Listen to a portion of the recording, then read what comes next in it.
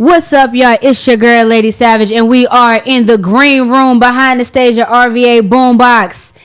In the green room today, we have Slumdogg, who has not only a battle coming up, but actually a battle rap event coming up as well. I do. So you're I do. battling this upcoming weekend, next weekend, and then you have your own battle rap event coming up next month. Right here in Richmond. All right. So what's going on? It's a whole weekend next weekend. So run down what you got going on the 17th and 18th.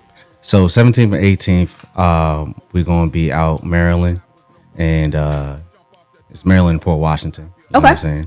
My home league, our Society Battle League, is throwing 2 days worth of events. Okay. So the first card is the one I'm battling on, Behind Enemy Lines. Okay. It got like myself. If you're familiar with Deontay Els, who's also from this area, he's also going to be out there doing his thing. Okay. So, you know, we're going to put on there. Southpaw representative. You know. And then the next day is OSBL versus Gates of the Garden. And that's going to be a big ticket one. So if you are interested in battle rap, if you fuck with battle rap at all, you know what I mean? Okay. You definitely want to pop out for that weekend. It's going to be lit. Who is some of the artists on that card? Some of the battles on that card? Some of the battles on the OSBL versus Gates of the Garden card, you have Ace Amin, who's known from URL. You know what I mean? Definitely a big league representative. Jay Kruger, he's a big name on there. You got I had the card actually. Give me 1 second. Ain't no need to try to. Yeah. And so you said your battle's the day before. So who are you battling? I'm battling a dude named King OG. Okay. KXXNG I don't know how he spells it that way. But you know, got to get the spelling right on those. Okay. People dare to be different. You know what I'm saying? Okay. But some of the other names on the OSBL versus Gates of the Garden card, I said Ace Amin. You got Kid Slade, Bill Collector. He's a pretty big name. Yeah, Bill Collector I've heard of. You might have heard of Holmesy the God, The Saga. Yep. Eunice, who I battled Eunice before. He's basically was Rookie of the Year for URL this year. Okay. So really a big name talent. Flair Soul, Foots. You got Lady Caution. Okay. Versus Mallory X. Yes. You know what I'm saying? Love to see females on the battle rap card. So you gotta card. love to see the females do their thing, and they both go crazy. So that's actually one of my battles of the night. They're gonna go crazy. Okay. You got my guy Sinatra. He's gonna be on the card. Zeke's gonna be on the card. So it's really stacked for real. Yeah. Both days are gonna be crazy. The day before is for some of the names that are like up and coming or might be new to the platform. So for instance, King OG is going to be new to the OSBL platform. Right. So it's my job to make sure that, you know, it's welcome properly, aka lose. You know what I mean? All right, we got the predictions coming in already. But nah, it's great though, because it's definitely I've seen a lot of the battle rappers kind of crosses state lines, which I love that too. So the Richmond going to the DMV and the Philly and all that, and then them coming down here, I love it because that whole weekend is crazy. Yep, I was just out Rhode Island actually. Yep, because y'all got it the 17th and the 18th, and then right back the 19th we got Southpaw, and that is going to be the multiverse. Crazy, yes. We got the multiverse. Southpaw versus Rapper League. My dog Cream's on there. So excited. Hey, I got to do my predictions tomorrow. Matter of fact, I might do my predictions now. I'm familiar with the because I'm about to say you know the card. You know the card. So we gonna go ahead and get this one out here. Let me pull this up. I might have to go ahead and put my predictions out there now. All right, let's do it. But you're actually battling. Yeah. So you are a battle rapper, but then you also have your own league. So do you battle in your own league? So I'm actually putting on my own card in conjunction with the lab. So instead of operating like a league, we operate more like a one night only type of events, right? Like we decide we want to do an event, we put a card on, find a venue, we organize everything, and we put it out. So the lab has done several things before. This is one that I've used the lab platform to allow me to put on my own event. You know, shout out BC Music First. He's the one behind the lab, you know, the genius. If you ever get involved enough in Richmond culture to get to know BC Music First, you are a blessed individual. Hey, BC is how I got started in Richmond culture for real. I met BC my freshman year at VCU. I think I met him like the day I moved into my dorms. Oh, that was back. I'm gonna tell our age. That was back like 05. Okay, yeah. But that's my dog. He been doing a lot. You'd have seen his work. If you'd have seen any video footage of anything, you'd have probably seen his work. You probably seen it and don't even know you've seen exactly. it. It's like that. It's like that. But I love it. I love it. I love it. And we know I love the battle rap. I love the battle rap. So I got the card for Southpaw pulled up. All right, let's talk about it. The Southpaw versus Rap Elite. So there are 1 round battles of one person versus one person and a 1 rounder. And then we also have a 5v5. All right, so before we get started. Yes. Is he Team Southpaw or Team Rap Elite?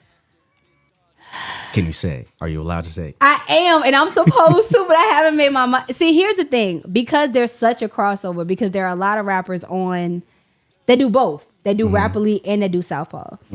Now, my only thing is there are rappers that are good at both. So, for instance, Wanski. Wanski has 3 Southpaw wins and 3 Rap Elite hoodies. That's a big accomplishment. So he even those that, hoodies but do not come easy. They don't. They really don't. But shout out my boy Luxury Prize. He got a nice 30. He got another hoodie. Okay. Made my day the other week because I'm a good GM drafter. Like they look at me crazy, but I draft people that got that in them. But and that's when it comes to the Rap Elite versus Southpaw. It's because there are some that do both and that are good at it.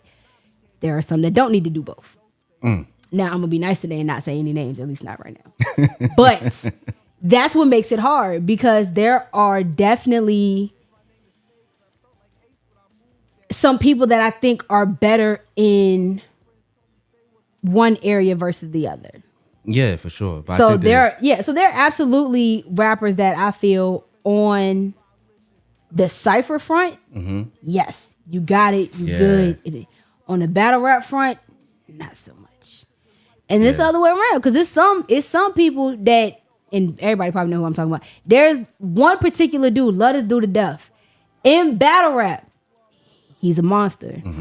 In the ciphers, not so much. And it's like, I don't know what the difference, I do know what the difference is because one is kind of making a song and the other one you're actually like attacking somebody. So I guess it's kind of a catch-22, right? Yeah. Because when you think about it this way, and this is what I love the most about the multiverse thing that's going on. Yeah. There's a common misconception that battle rappers can't really make music. That is true. That could not be the furthest thing from the truth. The multiverse, I feel like the beauty of it allows you to show that as an MC, you can just be an MC.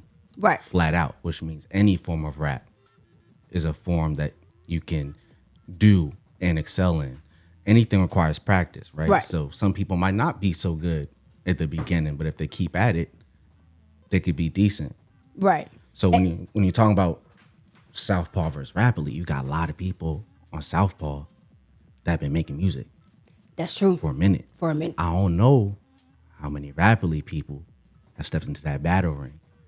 And that's the interesting part because there are actually a lot of, I'm not gonna say, there are quite a few Rap Elite rappers that have decided, hey, I'm gonna try this battle thing out. And I think that's one of the reasons that I'm so hype about the multiverse is because it's some of those rappers that have said, I've been doing a cypher, whatever, I want to cross into battle rap that have a 1-rounder.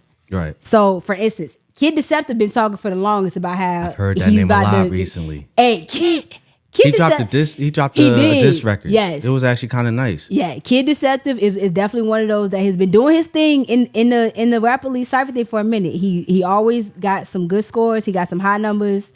He doing good, and now he's transferring into the battle rap thing. So I'm like, all right, he been saying it for a while. Now he got a 1-rounder. Another one, Big Dick Mel.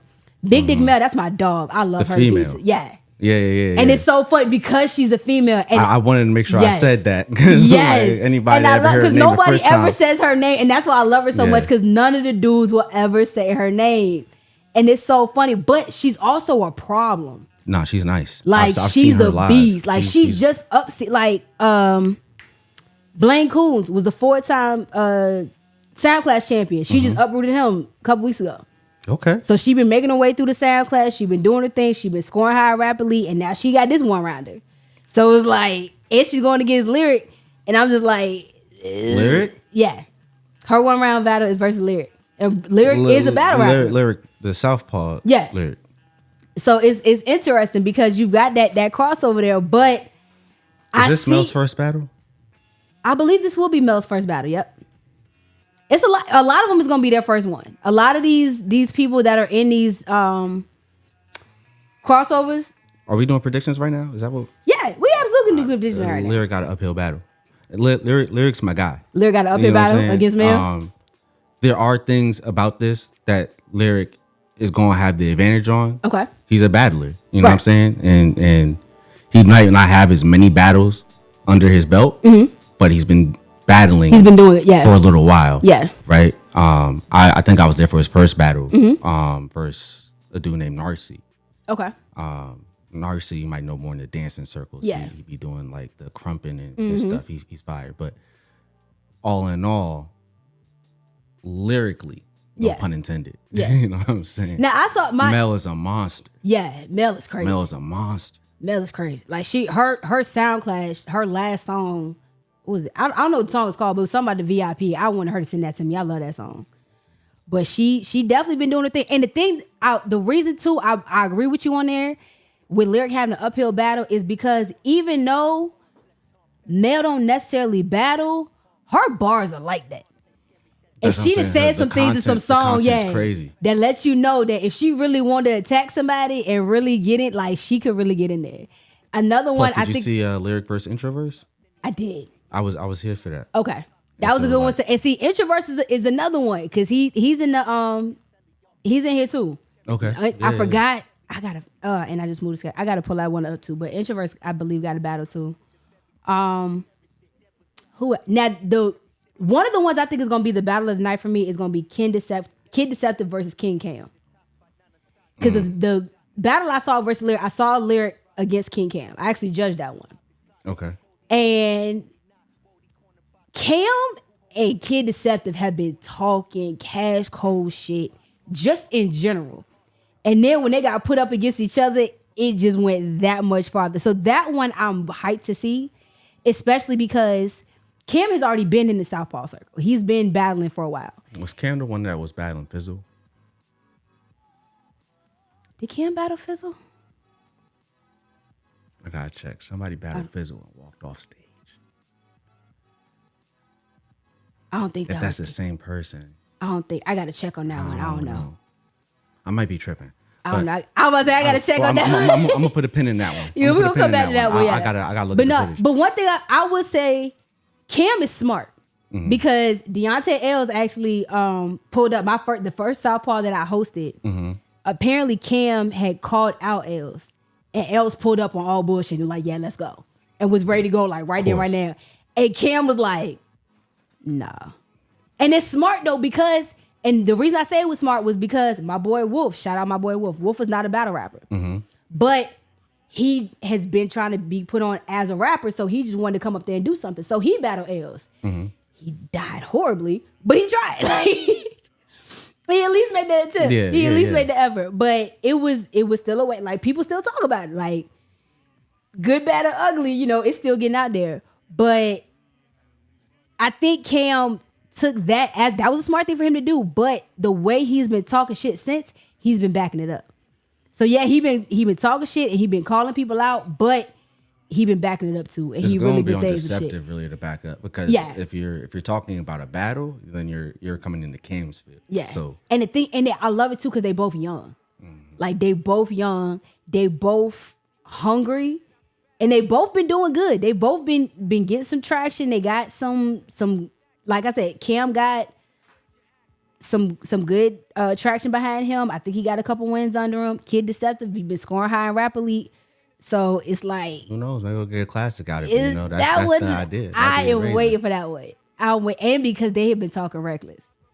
They've been talking real reckless. And the thing is, if you go, that's the other thing. With all these rappers that are out here, talking all this and doing all that, make sure it hit the stage. It has to. Because if you talked all this shit and it don't hit the stage, if you choke, if you flop or whatever, I'm going to have a ball. Oh, for sure. And it's a camp versus camp type of environment. You know what I'm saying? So it's like, Like, what you do don't just reflect on you. It reflects on the exactly. camp. So Like, you can't drop the ball for it. and that was the thing, because I ain't gonna lie, and you gotta look too, especially like with the GMs when we drafting people. Especially this one was hard because, for instance, Cara drafted King Cam and Kid Deceptive, so they both are her team for the cipher, but then they battling each other. Oh, wicked. Wicked. Like, it's crazy. But there is a scenario where she wins. Exactly. Like, you know what I'm saying? Like, they do a classic, they both do what they're supposed to do. But, and I love it because, especially, people look at me sometimes with my picks and they be like, wait, really? Like, yeah. Like, last Rapidly draft, I had the number 1 pick. I had the first pick in the first round of the draft. And I picked Luxury Prize. And everybody literally was like, are you sure? I'm like, yeah. They were like, you ain't go with the winner. You ain't go with people with like, no. Like, I went with who I wanted with. There are a bunch of different strategies to picking. And everybody looked at me like I was crazy. And Luxury Prize stepped on 30'd it. And it was no sudden death. This interruption has been brought to you by. I love it. But yeah, shout out Ross Skrilla showing up. But it was crazy because, like I said, he got up there, he 30'd it. It was no sudden death, like clean sweep. Oh, clean. And everybody was like, "Hey, yo, my bad." Like, you knew what you was talking about. Like, yeah, same way the one before. I picked Mel first. Now she had some traction, but like you said, they're like, you got people that have multiple hoodies, people that just want to. Like, I'm like, I go with who I see really got that in them. Right. Because one thing about it, especially the people that have lost, that it choked, that it took an L, that whatever, they are the ones that come back really ready to be on some bullshit. Right. Because they don't feel like they did their best. You know what I'm saying? You want to Exactly. put your best forward. Especially when you're rapping with so many people. You think you're a standout. And that's the other thing. Like, you got, and Rap Elite is normally 30 rappers. Yeah. So the multiverse is only 20, but still. Like, you got 19 other people you got to outperform. It's not just any 20. Exactly. You're not just talking about a random 20. You're talking about 20 hand selected. Yeah. Respected. And then not just that, it's people that really been putting in work behind it. Like, it's people that really got, like I said, it's what I think Trey Authentic got like, I think like 7 hoodies or something like that. Like, it's what people team what team's Trey on? Trey got, I want to say Trey went with Hip Hop Henry this time. Don't make me lie. No, I'm saying, is he a Rap Elite or Southpaw? Oh, Trey Authentic is gonna be Rap Elite. Yeah. So that's kind of like a catch the other. I know Trey first as a battle rapper. Yeah. So the Southpaw teams are, hold on, let me see, because I got it right here. The Southpaw teams are Will Young, Fire. Son, Jenya, Chef Token, Rossetti. I think Token Battle Fizzle. That's what I was thinking of beforehand.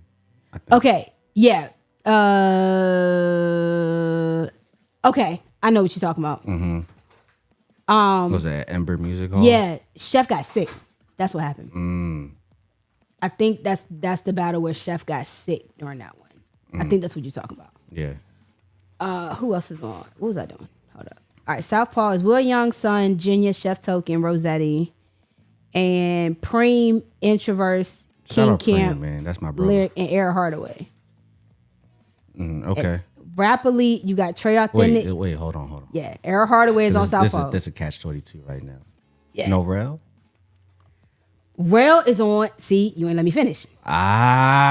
So that's Team Southpaw. Team Rap Elite is Trey Authentic, Vintage A, Big Dick Mail, Kid Deceptive, Stick the Scribe, Luxury Prize, Wanski, Real Life, Pharaoh, and Trey St. Fauntleroy.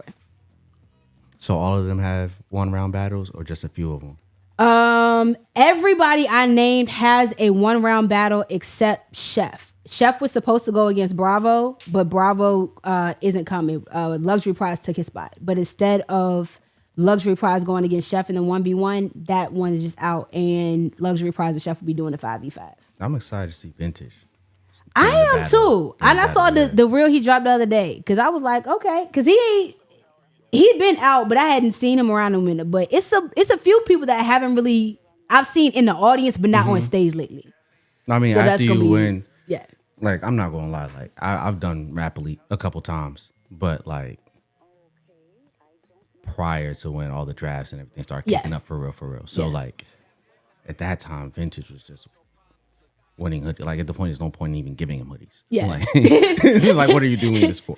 Like it's like he got them all. Just so it's like the hunger's a little different at that point when you can prove that you've done something numerous times, at times consecutively. Yeah. Like so seeing him in a new arena that he hasn't really I'm interested to see how that goes. I think it's gonna be interesting too because I've seen now of course I'm on the rap elite scene heavier than I was before, but I've been around before and seen it before. So I remember like when Corey Jai won like his 5th, 6th, 7th hoodie. Yeah. So it was definitely a while back, but it's almost a whole new category of people now. So it's like even if you did win this before, you won against the people that you were going up against. Yeah. So it's one thing to say, "Oh, I've already done this. I'm like, you beat the people that were there. It's a whole new set of people. So they could be younger, they could be new or whatever else, but that still don't mean you're gonna smoke them. Right. So please don't like, and that's the thing too. A lot of people I've seen that have done that before, and they're like, "Oh, I've already done that." Then y'all get this big head. And then y'all either think y'all too good for it, or y'all come back and then new niggas take your head off. And the one thing is, you can't do all that big hype like, oh yeah, I done this, I done that, I'm da da da, and then somebody nobody ever heard of come take your neck off. Facts, because they're hungry, but there's a different level of hunger that comes with being new, and then a different level of respect that comes with being like a veteran. Where it's like I might not be as hungry as I was. I'm eating now. Yeah. But at the same time, if you think you're gonna take food off my plate, exactly, we're gonna have a problem. Cause just cause my plate full don't mean I ain't so hungry. Like I'm still gonna, this still mine. I'm in the middle of eating right now. This still mine. You ain't coming for it. Like I had to work to go put this on my plate. Now I'm gonna keep it here. Yeah. And I think that's what, and I like the fact that even though, you said you don't really have a league, y'all kind of do almost like pop-up things, but you organize it, but you're still in it as well. Because to me, it keeps you fresh. Like it keeps you interactive and up to date with what's going on. Because a lot of times when you step into that position, you kind of lose sight or focus of what goes on day to day. It's very easy to do so that. then when you're organizing an event and you're so hell-bent on organizing and putting this and this together, you forget what the battlers are doing. Like, so it's one thing to be like, hey, I need you to do this, and this, but I'm trying to write.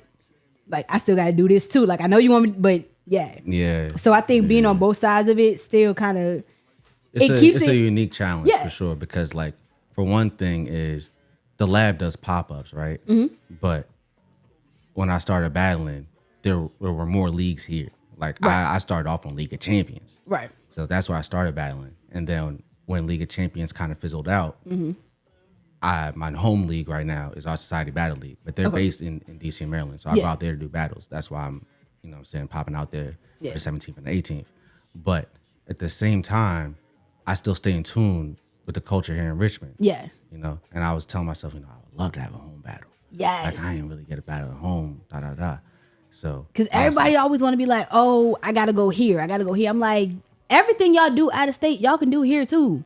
Right. Like, bring some of the out of state stuff here. But as you know, like venues, when it comes to venues, it becomes a little problematic sometimes. There's certain venues and certain people that deals, and that's one thing that I have to salute Radio B for, his ability to maintain these good relationships with these venues to allow it to continue. Yes. You know what I'm saying? So I finally got in with the venue, and I was like, cool, let me do something for the city. And I was like, what would be really cool is if I bring Jack Boy Maine back to Richmond. Okay. I like it. Right? I like it. But I also want to make sure I'm involved in other people too. So I got L's on the card. Yeah. There's your Southpaw man, that, you know what I'm saying? Let me tell you, that shit is going to be fun. Because especially when you talk about people that are hungry, people that are hungry and people that are pissed off are my favorite people to watch. My favorite people to watch, especially because, and I ain't gonna lie, L's I love because one, he does talk a lot of shit. He does. He is very aggressive. He's in your face. He gonna talk and for no damn reason. Everybody could be chilling, but he back it up too. So he not gonna talk all this shit and then you see him in the battle and then flop. No, you gonna get all that work in this battle. Yeah. Like everything he pissed off about, you about to catch in this battle. Yeah. And I love that because it makes it fun to watch. Now, if you can deal with his pregame and all that shit beforehand. Well, for L's, it's like the battle starts when y'all booked. Yeah. They're like that. Like a lot of people kind of neglect that part. They consider it the promo piece, but in reality, I've seen whole battles won and lost before they ever hit the stage. Facts. L's the second he gets the name of who he's battling, he does not like you. Right. You are mortal enemy number one. He can't stand you. The fact that you exist just irritates the fuck out of him, and he lets you know it.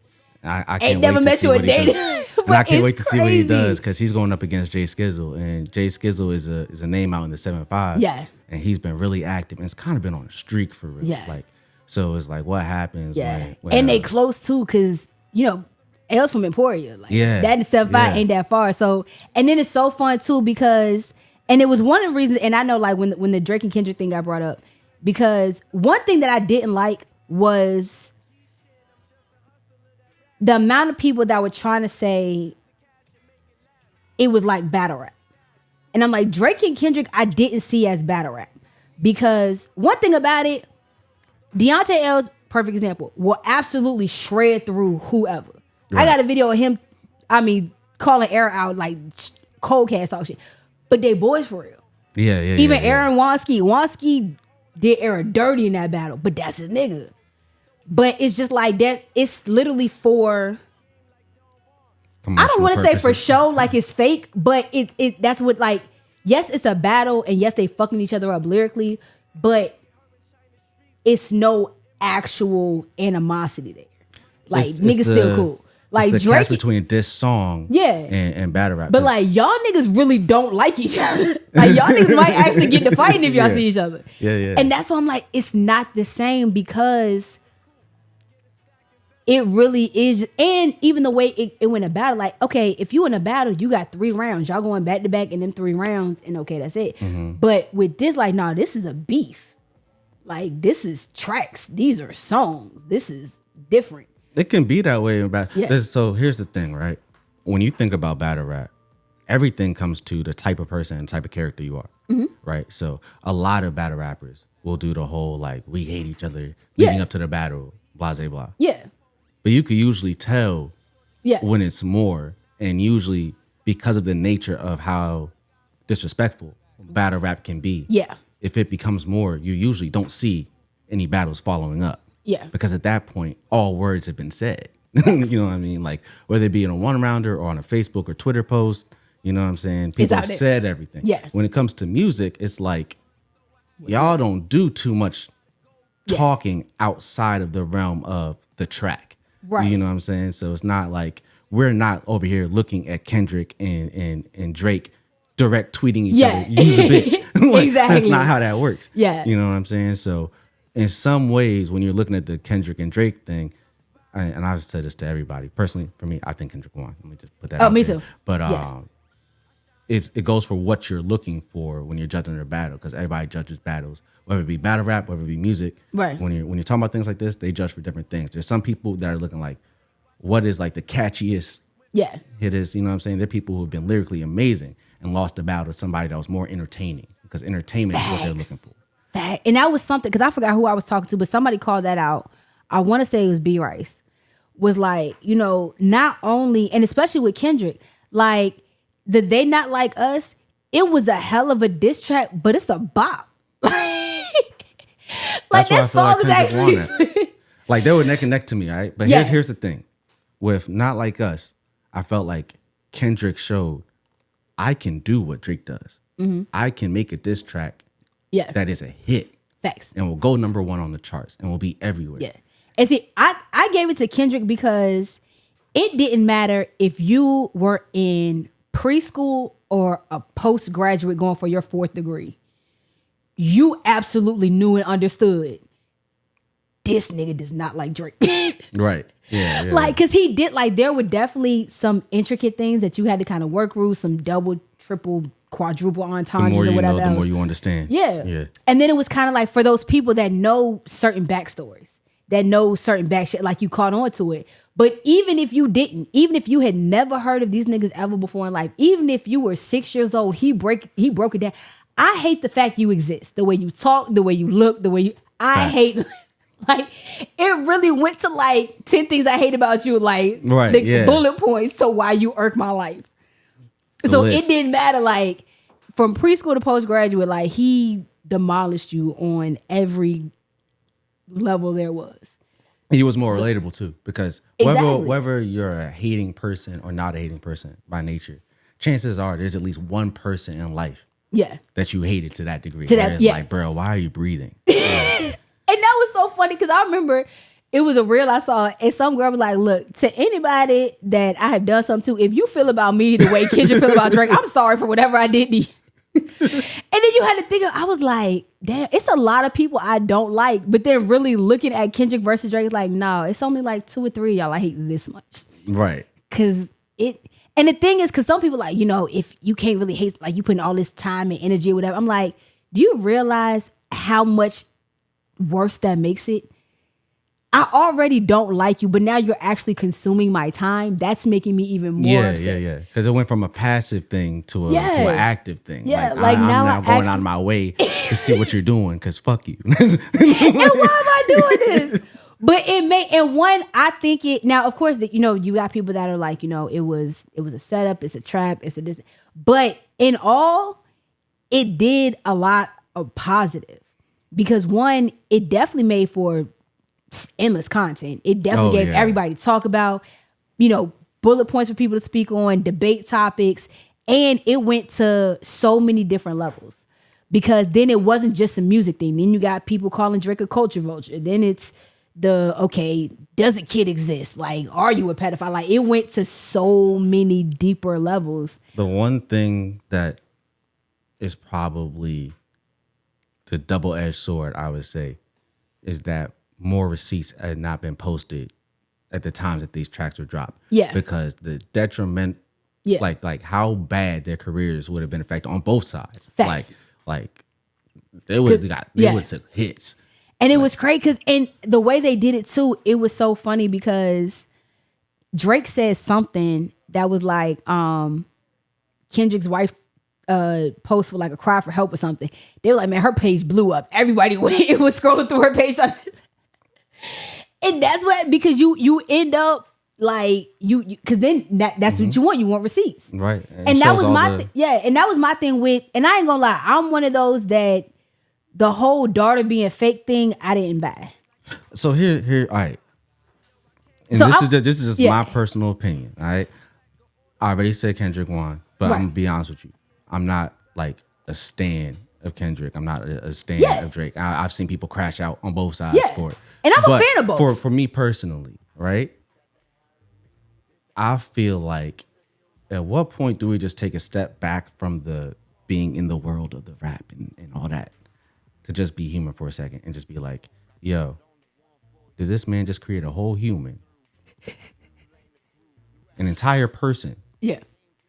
For raps? But here was my thing too. Because one, and especially with that, like one, if that's what you decided to do, you have way too much time on your hands. I'm like, is that how weird? But it's not just that, it's, okay, here's my thing. If you're Drake and I'm Kendrick and you want to set me up, but we're both A-list celebrities, million plus followers on everything. It's niggas watching us 24/7 for no damn reason. You really want me to believe that you set up such an intricate plot that only me and my team figured out and nobody else in the world caught on to this shit? Like you set especially these days. Yeah. Like now. Like you set these breadcrumbs up just so me and my team could see it. So nobody else, no other fans, no other trolls, nobody else. Just these, you set it up so only these 10 people would see. It's a lose-lose. Because either you had the kid, L, or you made up a kid for the purpose of deceiving somebody else. L. And then not just that, if you did that, you made up a kid 11 years ago? Which is even like the L is a capital L. Exactly. So like you really 11 years ago, like, you know what? I'm thinking about a decade, I'm gonna be beefing with this nigga. So let me go ahead. I'm like, bro, you could have just not addressed the daughter.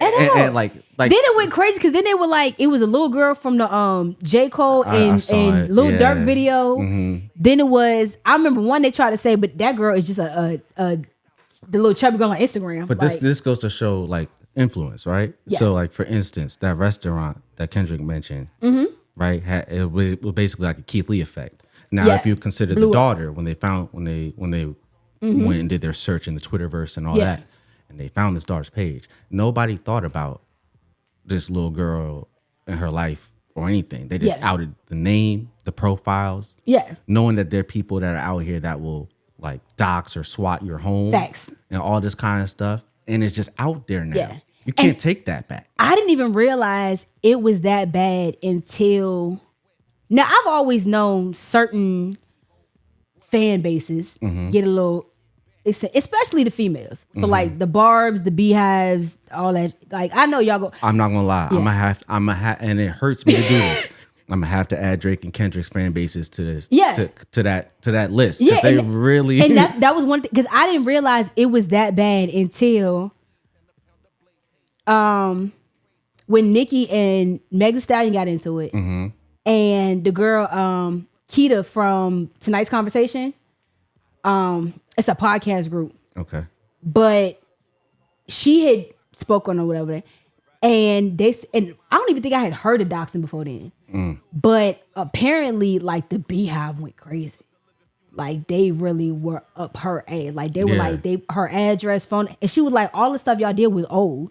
Right. So it wasn't like any of her current stuff, but like, no, they really went ham in the space of like an hour. Yeah, people will find out exactly where you live. And I'm like, no, I've heard about it mostly because of like the streamers, like your Castanets and stuff like that. Yeah. Like they would be like middle of the stream and have SWAT come to their house. Yeah. I'm like, yo, what the hell? Like, there are no boundaries in this day and age. So when you're over here, like, just trying to be investigative and show how good you are at finding out little things. Yeah.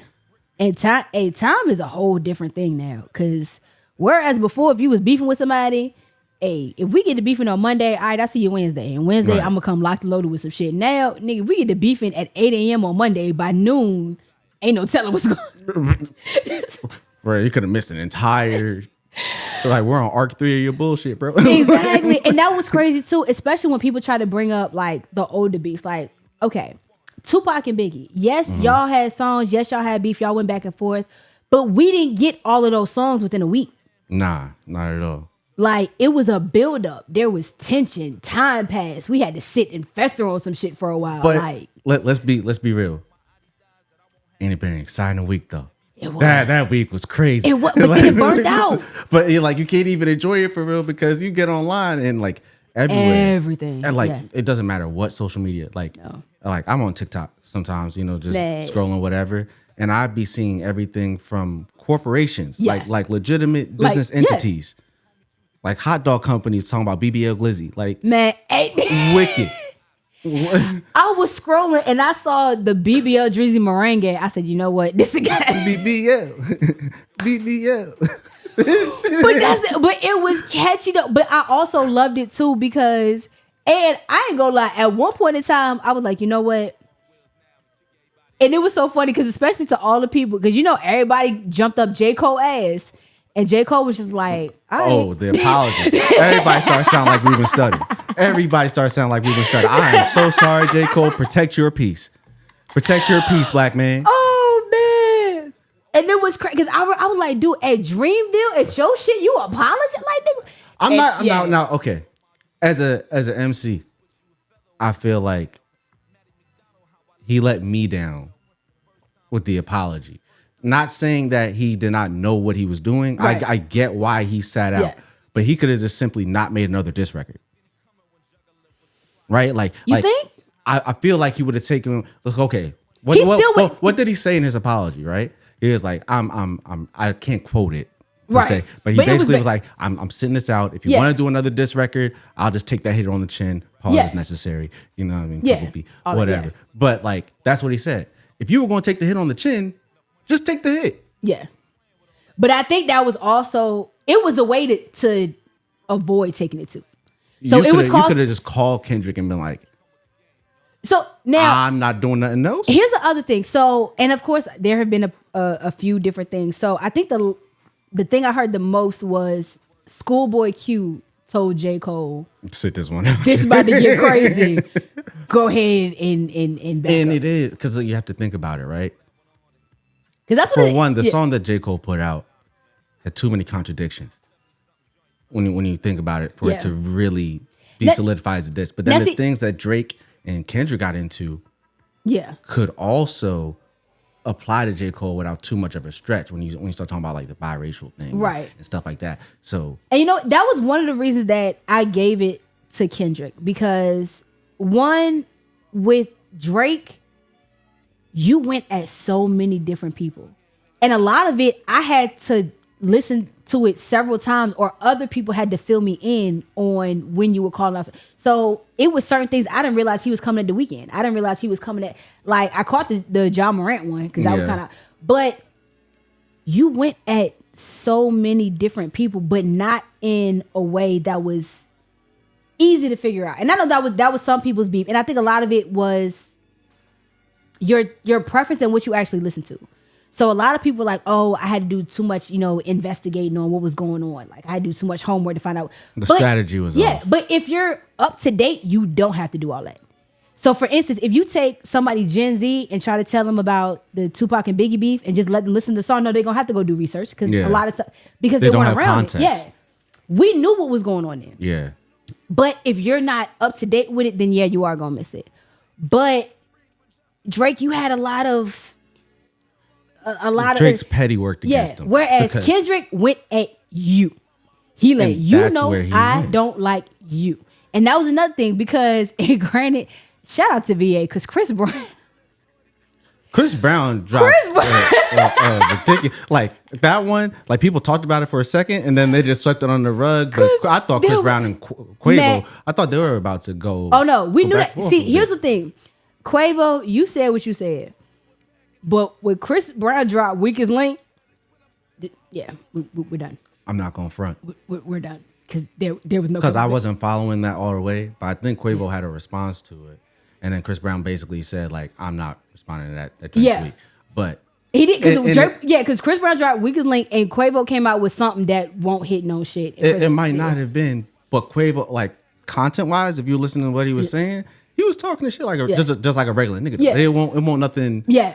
But the thing I liked about Chris Brown, one, Chris Brown lets you know exactly who the fuck he was talking to. Yeah. Who he was talking to. And he flat out said your name within like the first 30 seconds. Right. You didn't have to think about it. You didn't have to put two and two together. No, I'm letting you know, nigga, fuck you. Mm-hmm. I don't like you and this. And then it was crazy too because also you have to look at what you're doing. So you want to talk about Chris, don't beat up your girlfriend. Like, nigga, we saw you and Saweetie get the thumping over Call of Duty. And the crazy part, that was her game. You got to fight with your girlfriend behind her video game.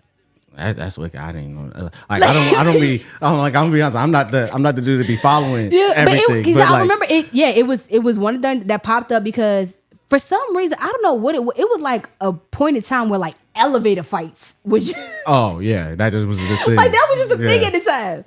And Saweetie and Quavo had gotten into it in the elevator behind Call of Duty. Footage, yeah, but like you can't call out somebody and that's what you did. But that's the thing, right? So it was like, and that's why I go back to the contradictory. You can't be but so contradictory when you start talking about these things. You do the same shit, yeah. And when you start thinking about the way Drake approached this stuff, the strategy was wrong because his petty would not allow him to let certain shit go so he could focus. Right. Like, it's not like Kendrick lined all these people up to do it, right? Yeah. Like Metro Boomin put out the album with everybody. Kendrick just hopped on. But I think Metro won that. With the Metro won that battle for it. Hands down. That last beat. The BBL Drizzy coughing. But the point is like Kendrick didn't line all these people up. Right. He just joined on. Yeah. But everybody knew where the real tension lied.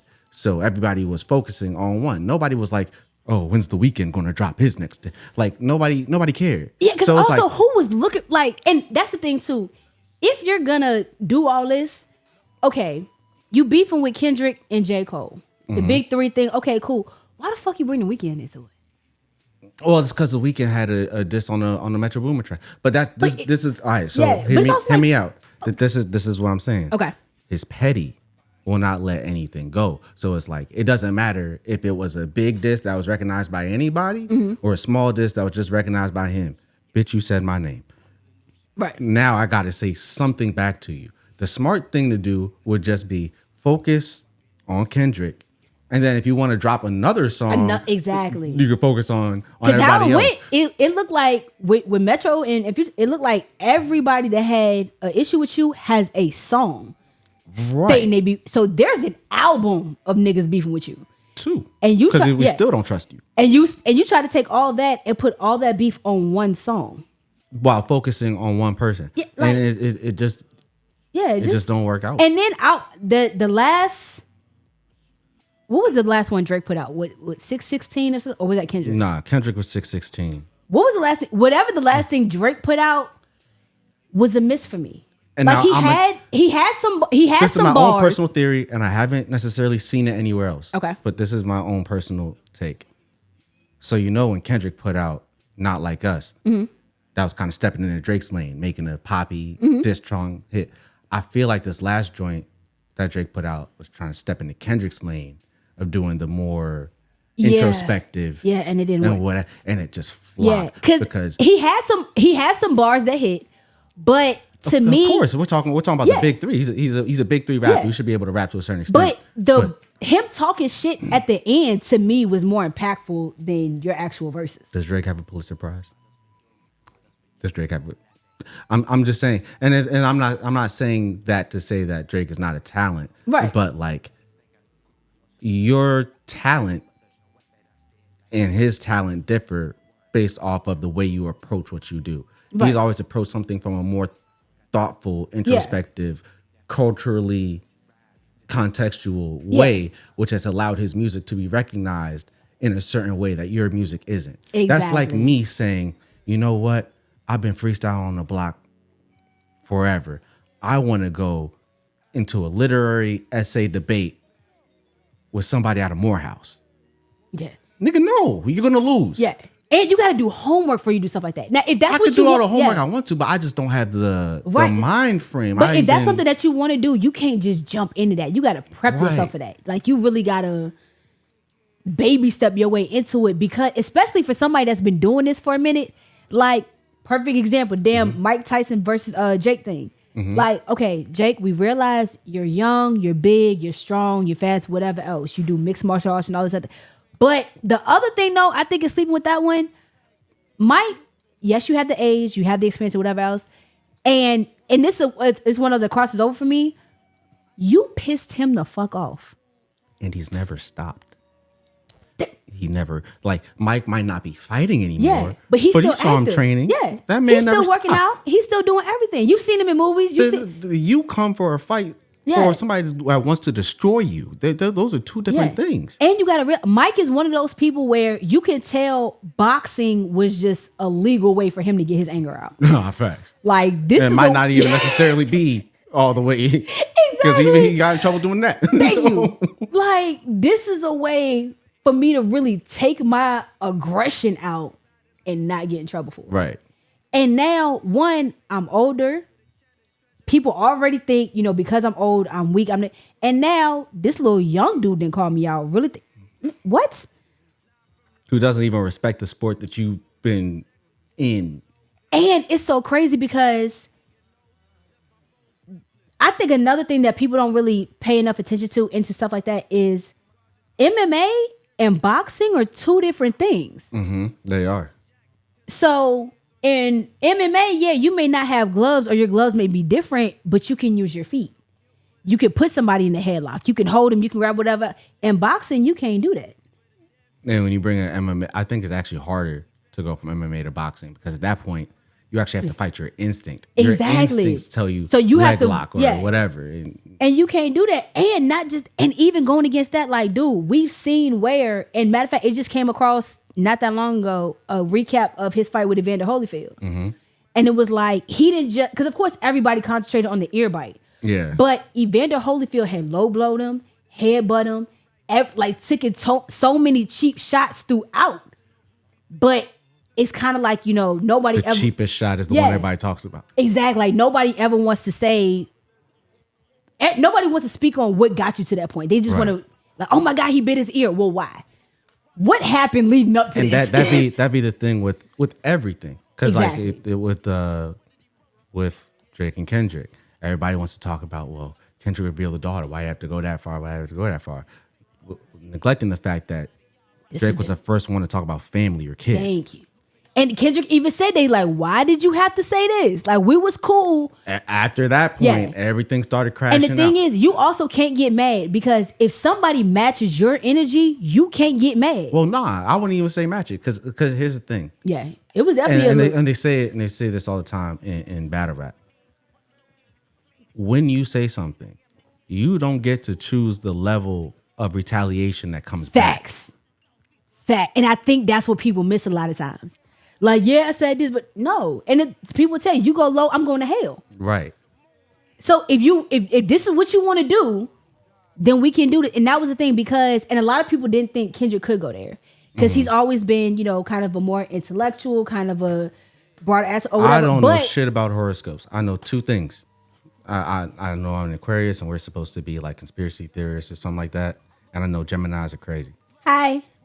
Yeah, birthday in 2 weeks. Yeah. I don't. I got love for Geminis. I don't fuck with Geminis. You know what I'm saying? And that's what it was so crazy too, because it was something like I knew but I forgot. But yeah, Kendrick is a Gemini, and it's definitely one of those keeping the peace, staying, however. But you can't keep punching me in the stomach, and then when I rock you in the face, you look crazy. You're not gonna kick me in the stomach. About like where are we coming from with this, right? Because everybody accepted Drake as a rapper and a great rapper. Mm-hmm. But Drake first had to break out of that stigma of I'm the Degrassi actor person. Mind you, during the time when he was doing all that, Kendrick's still a kid in Compton. Like, Kendrick's Compton. Yeah. He's not, you know what I'm saying? Degrassi was 20 years ago? Something like that. You know what I mean? By the time I caught wind of Degrassi, it was late. Like, so the environments that they're coming from are completely different. And to an extent, I don't even think Americans could really even relate all the way, because Drake is Canadian. Yeah. And and I think that fucks it up too. And it's sometimes when people say, oh, Drake grew up like this, I'm like, but he grew up in Canada. Like, it won't like even the hoods in Canada and the hoods they're not the same. They're not. It's the same way that they try to say, I've seen a lot of stuff where it's like, you can't convince me that London gangsters are really all that gangster. Like, if you try to run up on me with a knife, I might laugh at you because we got guns where we're at. Yeah. Like, but now them niggas get busy though. Now me, I'm just like, a threat is a threat. Exactly. No matter and you got to think about if you're meeting them. So I've seen people broken apart with hands. I don't. And you can say all you want to, like, oh, we got guns over here. Okay, great. But if you're over there, you in their territory. Right. You on their territory. Do you have a knife? Yeah. You walk because with something? Yeah. Because it doesn't matter what you're used to if that's not where you are. Right. Like, so the lifestyles are different. Exactly. And frankly, and I'll just speak for myself on this one. I can know or relate mostly to American lifestyle. Right. Damn near anywhere. Yeah. To some extent.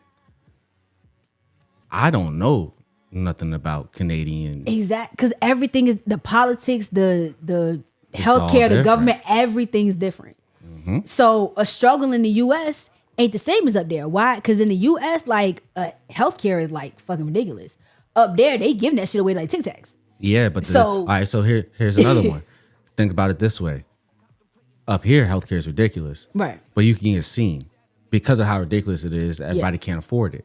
You go to Canada, it's free, handing out like Tic Tacs, which means the lines are out the door. And so every struggle is a little everybody got one. But it's definitely, to me, like I said, it did something good, because if you take Kendrick and Drake, but then you take like Tupac and Biggie,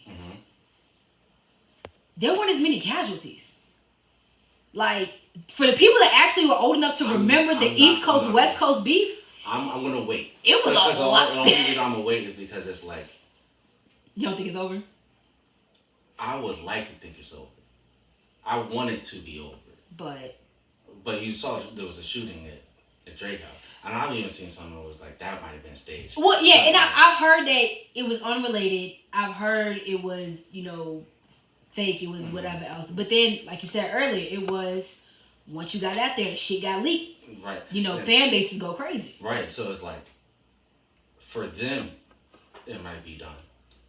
But will the fan bases allow it to rest? Not to mention, I've been going on X and seeing people fight for their life every day in the comments. And I know that internet people tend to take things to a certain point where when they're dealing with the actual real person on the other side, that real person will pull up. Yeah. So it's like... And that's one of the differences too, because...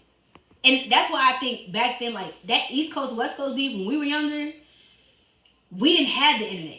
Like that. We didn't have the talking shit on phones or sending tweets or whatever. Like, no, you pulled up on somebody when you saw them, it was on. Right.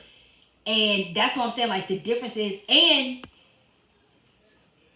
it seemed like that was definitely, like, if you chose a side, there was no swinging. So there were definitely some people that were like, damn, Drake, oh shit, Kendrick came back, but oh shit, Drake came back. So it was kind of a whichever one. But with those two, it wasn't no switch. Like, you was either on this side or that side. And then it was deeper. That still exists. But because of just... Now, it's what you said. The internet made everything possible. So the internet, now you have 3 groups. Yeah. You have, I'm Drake's side. All of Kendrick's songs are trash. Yeah.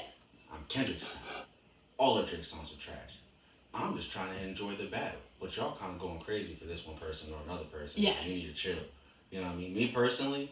I didn't like the first 2 joints that Drake dropped. I acknowledge that they were hit songs. Yeah. But I'm more of like an information type person. Like, I want you to address and talk about certain things. That third one that Drake dropped, I was like, yeah, and there then we go. Yeah. You know what I mean? And then it was crazy because it was like, I remember it was like Kendrick dropped the joint. It was like, okay, and then while I'm listening to it, like, I was like, okay, wait, because I remember it was like, too quick. Yeah, it was like Saturday, and that's all I did.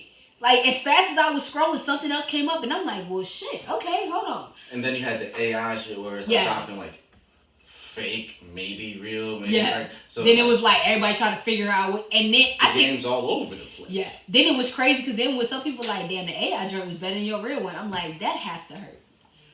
Like, no matter the amount of people that agree with it, if somebody says AI is better than some shit you wrote, that's gotta sting at least a little bit. Maybe, but at the same time, it's like, it just depends on how much credit you give to the comment. Because, like, you'll go back and look at their comments, and then it'll be like, oh yeah, this person thought the AI was better than mine. It's also here saying everything I've ever done is trash. Right. So it's like... So then the person goes into just a hater. Yeah. You know what I mean? Like, there's a difference. But, like... You can't take away the fact that these both have massive fan base. And I think that's one of the things that really had to get brought up in these debates. Because if we're talking about music, and we're just talking about what they're talking about on the music front, that's one thing. But then if you're like, oh no, his bars were whack and, he's a culture vulture. Like, he just fakes this, or he's a stereotype. Like, okay, you're moving outside now. Because now you want to talk about, oh, he grew up like this. Nobody gives a fuck about how he grew up. We talking about what he said in this song. Yeah, but people talking about the music. People don't want to do that. Yeah, they can't separate it. Because then, like, okay, so the first thing I saw, and then we can get back to the multiverse and battle raps and all that good stuff. I don't want to get stuff too long, but I saw Drake's hip hop. Boom. And everybody had their feelings about that. But the next what's thing so I saw crazy?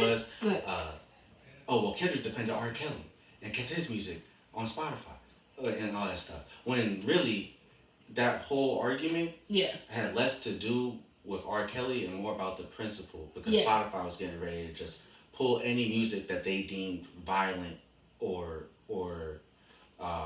overly explicit, and Kendrick thought that it was just going to target black artists. Yeah. Because you have a whole bunch of artists from like the 80s on the white side who was talking about songs about dating little girls, staying outside their houses, and that stays on their playlist faithfully with no issues. Yeah. Because Sting, I'll Be Watching You is a classic, but if you ever actually listen to the words in that song and know the meaning of it. We got some shit to talk about. We got some questions. The Freakos would start flying. Then the fact that Diddy redid it just made it that much worse.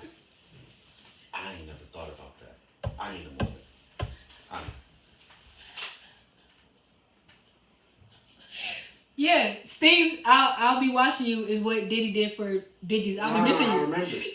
I just you know when you just hear somebody just click, you just like,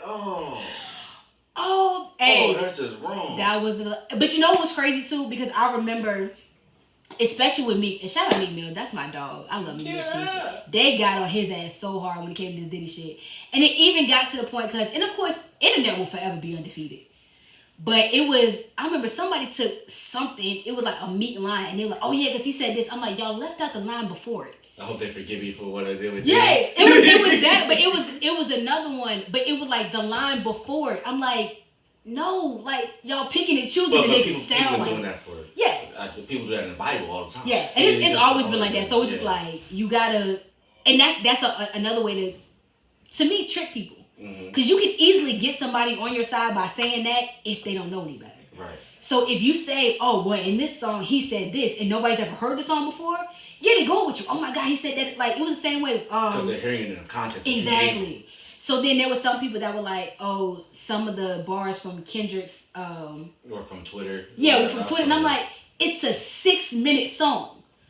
You bagged 2 or 3 bars, might have been a tweet. Like, come on now. And even other battle rappers said this, like he took it from there. I'm like, they're gonna look to see if those tweets are even real or if they're fake. See if they were, and not just that, when they were like, oh, the Parkinson's line. I'm like, that's not stolen. That's just a popular line. Like, it's not that hard. Mind you, now if I were to say that Kendrick's line, this isn't just me, this is what the culture feels, right? And then he just did a bunch of quotes from the culture. That's still it. I'd be crazy. Yeah. But these are the type of conspiracies we're talking about that people are going to the levels of defending lyrics. For instance, Joel Osteen AI line that Kendrick said. Yeah. Didn't make no sense to me. I'm a Kendrick fan. Yeah. Joel Osteen, I know to be evangelical. Yeah. Got the big the church in the football stadium. Right, yeah. Right. I'm like, did he try to use AI for something? Did he whatever? I'm not looking this shit up. Exactly. Kendrick gave me a whole song worth of content. 90% of it I don't have to look up to understand. Why am I Yeah.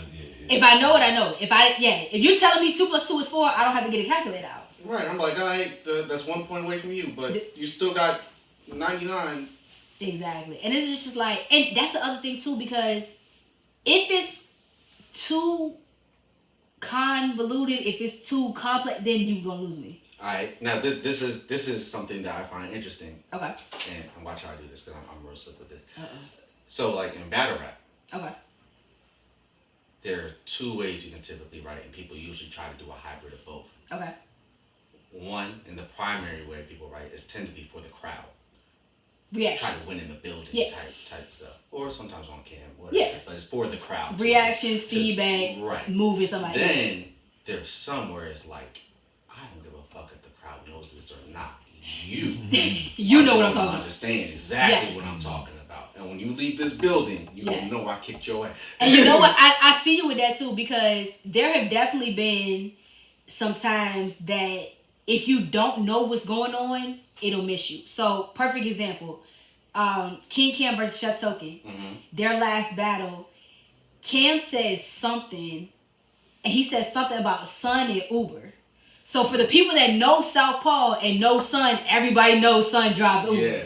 But if you didn't know that, if you don't know, it's kind of lost. So it was funny because when he said the line, like me and Radio laughed. And he was like, yeah, y'all got it. So even if everybody else missed, it's still a thing. And Son did the same thing. Matter of fact, the last Southpaw was on a Sunday. Habib backed out on like a Thursday. Mm-hmm.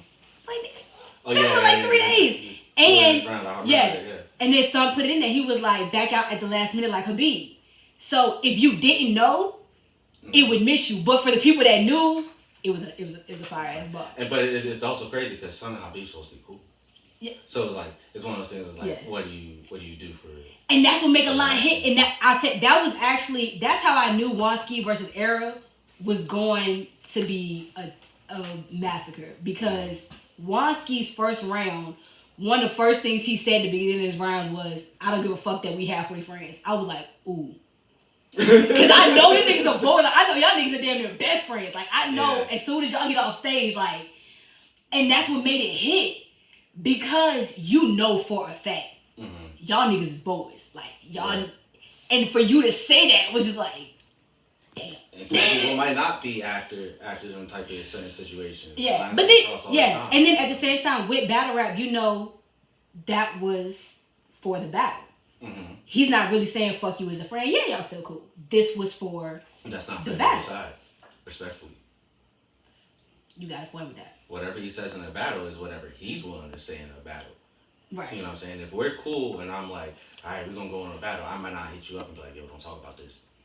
You know what I'm saying?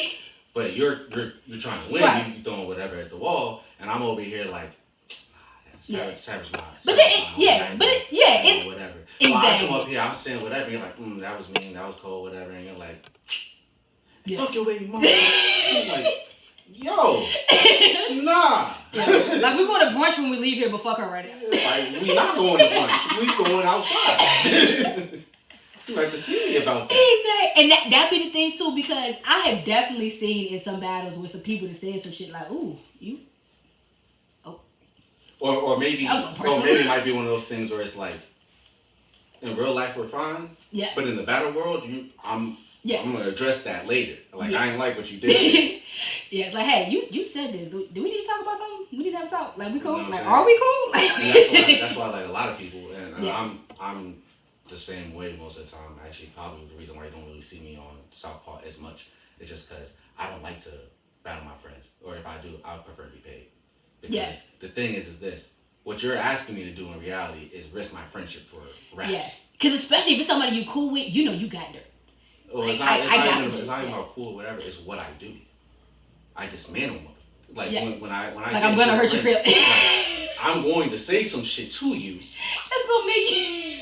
And what's worse is, I have been told before that I am an angler. Yeah. I never really pushed myself as that, but when you get the title of angler, it's because of the type of shit you say to people. It's not because you just go up there and say anything. Yeah. It's like you say things that make people look at you differently. Yeah. So it's like if you want me to go up here and disparage my friend's character and have people looking at him differently from this battle and potentially open up a whole new subject of shit for everybody else to talk about, you have to make that worth my while. Because certain shit said in the battle would definitely lead to some questions after the fact. You know what I'm saying? Definitely lead to some questions after the fact. And I think that's one of the things I love too when radio does, like we don't just do the South Park, like we had a face-offs too. Mm-hmm. Them face-offs be hilarious. No, the face-offs are always crazy. And I love to see it too because I want the same energy you had in that face-off, I need to see on stage. For sure. So if you don't match it, I'm going to have an attitude. People be winning face-offs and losing battles. Yeah.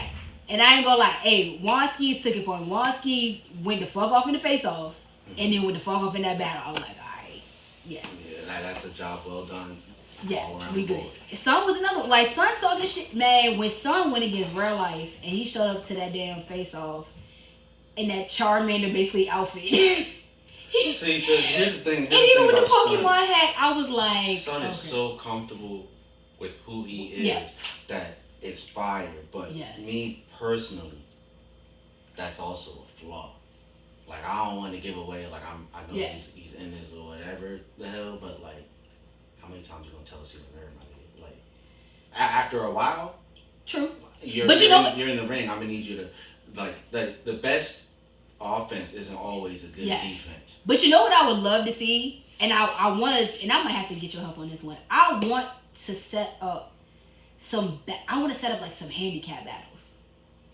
Like, I want to put somebody up against Son and be like, you're battling Son, but you can't say anything about Uber. Like, I want somebody to be like, okay, you're battling Real Life, no name flips. I'm going to be honest with you. The only way I would see that working is if you did like a no name flip. That might work. But like saying like no topics for one person, because like the handicap is a severe one. Yeah. Depending on and that's why you wouldn't be able to do it with just anybody. Right.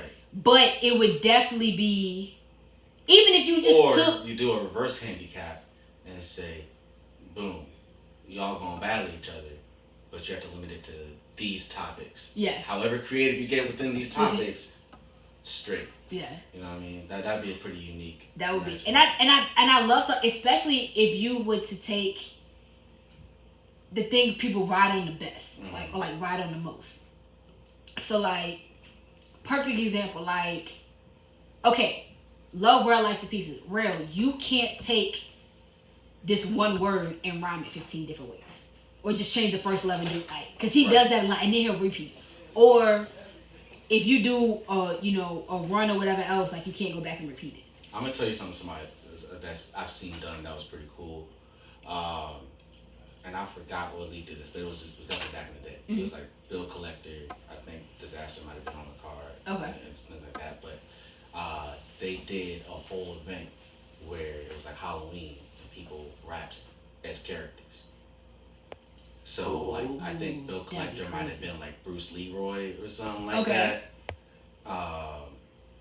And stuff like that. So it's like all the material. They can say whatever. They can do whatever. But you rapping as, but you're rapping as them versus the character, not the MC. Yeah. So it got kind of crazy. That was kind of cool. So I there's like, always a lot of stuff you can do. It's just a matter of how creative can you do it, and because you want it to be kind of as level a playing field as possible. Right. But it's never going to be level because at the end of the day, usually one person's better than the other. Right. That's kind of why I like this card that I have going on so much. Like me versus Jack Boy Maine. Jack is, in all respects, a legend. Right. Here in Richmond. Yeah. You know what I'm saying? I am one of, like, outside of Richmond. Like you got all these names you just mentioned. The Suns, the Real Lifes, the everything else. They might not necessarily know about me. Right. But outside of Richmond, they know.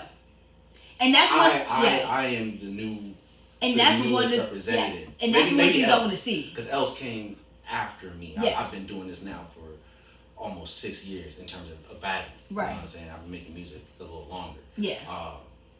And I think that's one of the things, especially when I say I want to see people outside. Like, I don't want, especially certain people that I call say I want to see. It's not that I want to see you outside. Sonny's on the card. I know. Hey, Sonny, arguably, and I need to check the statistics on it, but I'm pretty sure Sonny still has the record for the most 30s in Richmond. Yeah.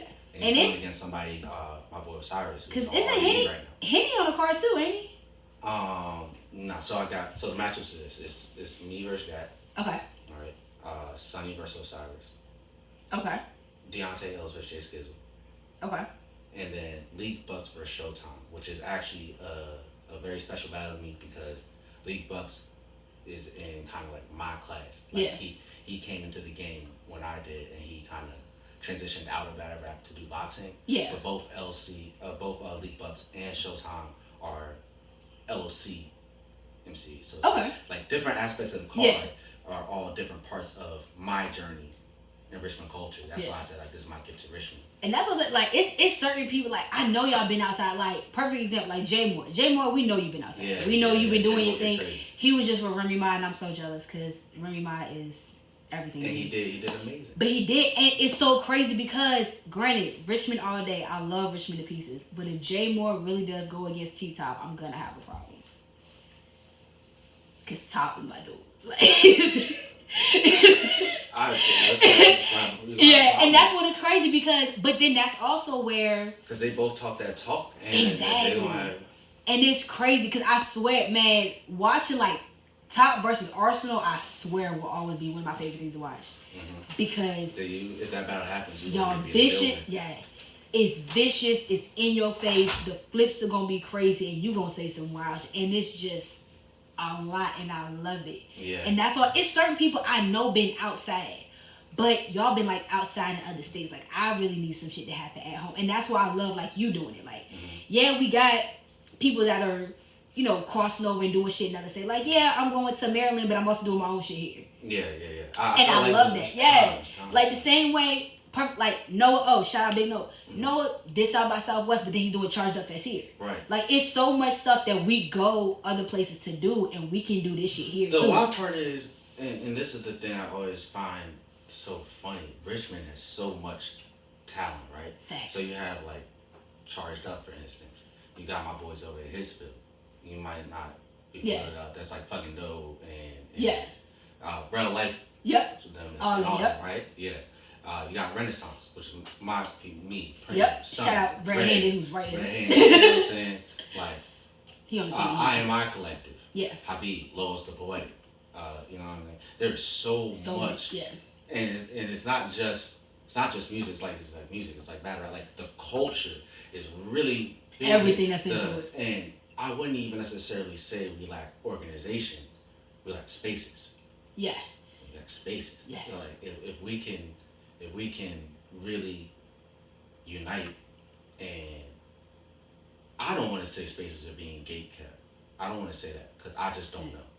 It sometimes it depends because there's that, and then there's who you know, what you know, who's trying to do what, and then realistic. But I'm like, if we can organize on a little bit of a larger level to where it's like it's not so much who you know, because who you know is tapping you in with the right people, because there's clearly people with good business acumen, right? Like that know how to handle business, that know how to whatever, and they can get on the same page, and we can have these spaces, and we just know like these are the spaces where we're good to operate in.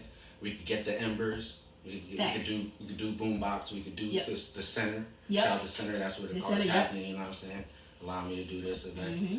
I've been through a few spots over there. That's a nice spot. It almost happened here, but there's so much stuff that happens here already. You know what I'm saying? So definitely shout out to the boombox. Yeah. With the space, we can do so much because everything's there. The only reason I had to go out of state is because due to a lack of space, things kind of died down, and I was like, I need to continue. But you still did, but you still ain't give up. It's like I couldn't do it at home. Like, no, you still do here though. I felt like I had. Now, all right, I'm gonna say this now, just for the record. Okay. I don't want anybody to look at me funny. Okay. I'm from DC. Okay. All right, like I grew up in DC. I moved out to Richmond like 2015, 2016. I've been here for almost 10 years. Yeah. When I started going out the state, it was a real kind of confusion point for a lot of people. Yeah. Because they're like, you're repping Richmond. Yeah. I started my battle rap career. All the connections, my music, all that. Like, when I started putting out music, Richmond, that's where I was at. So that's why I say Richmond. Yeah. But I'm from DC, so it's like when I go and I battle in DC, in a sense, I'm home. Yeah. Right? But when I say I haven't had a home game, I have not had a home game where I started all my stuff at. Right. So I go out and I could not stop. The reason why I went out those different states because I felt like I had Richmond on my back. There was a while where it's like the only people going out of the state from Richmond was pretty much me and Preem. Yeah. And we were just outside, just the two of us. Riding out to events, whatever, we come through, kick ass, leave. Yep. That's how it goes. It was from 757 to Ohio. Like I said, I just got back from Rhode Island. I battled in New York. Like a lot of different places. So it's like, it's beautiful in a sense to see like Jay Moore get that attention. And at the time when now there's some attention turning back to Richmond, boom, we got this card coming up. Exactly. And then not only that, but the multiverse is happening, which is kind of too big to ignore. Yeah, definitely too big to ignore. Charged up Festus. It's like, if anybody looks at Richmond long enough, you realize, there's a lot of shit going on. There's a bunch of shit. Yeah. Shit, Dave Beats was at Ember yesterday. Like, you know how artists come through Salute probably just came. Yeah. Like, they'll have whole concerts and people will be going and nobody would say a word. You would never know these people had passed through Richmond. Yep. Richmond is still very much lit. Oh, absolutely. You know if you're bored in Richmond, you're not trying. If you're bored in Richmond, you are not trying, or you just not going outside, or you just ain't got the right connect. Because it's always too much to do all the time. Too much. And if somebody like me, you know, like I'm low key introverted. Like I be in the house, but like I'm still outside to this extent. Exactly. You know, like, I ain't even. And it's even levels on that because there's absolutely like. If you want to go to a club and turn up and be with a bunch of people like some rave type shit, we got that. But if you want to just go and chill, be around a few people, but you know, catch a vibe and shit, you got that too. Like it's so many options and it's so many different things and different people and so much stuff we got going on. And one of the things that I love, especially with the multiverse, Charged Up Fest, you know, you bringing your card is I like the networking, the bringing people together, the doing stuff together. Like, yeah, we got, you know, different rap leagues or whatever, but that doesn't mean we have to beef with each other. Or that doesn't mean we have to be in competition. The culture can at least be Yeah, like we don't have to be in competition like, oh, you go to my event or this. Like, no. Like, yeah, I got my own, but I'm going to go to this one too. Like, support. network. You could have had, like, we met at a Southpaw event. Facts. You know what I'm saying? Like, I'll pop out to Southpaw. Rail's my guy. Prince my guy. Exactly, and it's no They're all it's all cool peoples, and at the end of the day, it's all a similar interest. We all love. It's all exposure. Yeah, you getting out there, you getting exposed, and you letting people know. So it may be some people that have heard of Southpaw that may not have heard of yours, but you being there both is like, oh, okay, you got this going on too. So now it's because now Deontay's battling on my home league, and this is like his second or third battle. Yeah. Out there, you know what I mean? And he's making a very good name for himself. Yeah, because his last battle dropped, man, his last battle was fucking boy was going crazy, right? Now here's crazy. Here's what I'm saying. That the multiverse is coming back, and niggas are thinking it's the same Deontay. Gonna have a problem. Now, see, here's the other thing, too, because there are actually two different things going on. So the multiverse, Deontay Els is not in. Okay. But there is another event coming up in July, which is that's the tournament. So that is River City Champions versus the World Champions. Is that even out yet? Is that announced yet? It is, but it's not. So I heard about it through my grapevine. Yeah. So we know I got we know I got little inside details, but it's and what's crazy is too that bad. I know for a fact Deontay Els is battling Chef Token. That is going to be crazy. Chef better cook. That's going to be crazy. Because one thing about it, Els is pissed. And Els is always pissed. Especially when he think like he's been overlooked or some people slighted, he's always pissed. There are levels. Because I'm not going to lie. I was not a fan of Els at first. I heard Els from my boy Trilnet. Yeah. They're both from the Bird. Yeah. Well, Els Emporium. Yeah. But like, I saw him and I felt like he was just kind of like the highlight reel. Like a smack highlight reel. Yeah. Just like he just Yeah. does all the things. It's extra. Like because his first battle was for his son. I was in the building. His son had a crazy ass like periodic table scheme. Yeah. It was wild. But like I wasn't sold. Yeah. You know what I mean? But the one thing that I did not account for at the time was his hunger and his progression. Like the Els that battle son. Yeah, ain't the same one you look at now. Bruh, this Els will dog walk that Els. Man, he said, oh my God, what was the line in his last battle? It was one of my favorite ones. Because he had a scheme about Kuta Kinte, but then he had a joint that was like, his big homie, he was like, yeah, my big homie release date February 30th. I was like, that man said a line where he was like, I'm just trying to live past my debit card's expiration date. And I said, this nigga is tripping. And it was crazy. And one thing I love about lines like that, because especially if you see the battle, it hit, but it was also a slow burn once niggas thought about it. Because somebody even said, like, nigga, that's like 2 years. You had to think about it. Because it really like when you start battling in a while, right? Everybody says they're different. Yeah. Everybody does. And to a certain level, doing what we do takes a certain level of delusion. Yeah. Right? You're gonna go out into a culture with literally hundreds of other battlers. Yeah. And immediately start saying you're the best. Where else do you think you could there's only a couple of different areas you can do this in. But once you start doing this, you start realizing a lot of people are very similar in their line of thinking when it comes to how they put things together. Then you start realizing who's different. Yeah. That's when you start having standouts, like your mad faces and stuff like that, where it's like people are, or if you ever got a chance to see Reevy Town battle, them type Jack, crazy. Different. Like you can sit for hours and never think of something or look at something in the same way. Yep. And they come up with that shit is like getting into that type spaces now that he's getting comfortable, and it's really exciting to see. Now I will say this, because I know he's gonna call me after this and be like, well, "Where's that battle at, Slum? You want to battle?" Got it. I had to jump through all them hoops, the couple of hoops, but like one thing I get it. Deontay Els will call out anybody. He will call out anybody, but he gonna stand on it. Oh, he's one of those I love, because one thing about it is don't call somebody out and then don't stand on it. Because if you call them out and they show up and you be like, oh no. Honestly, you have to stand on that with him, and that's what I love.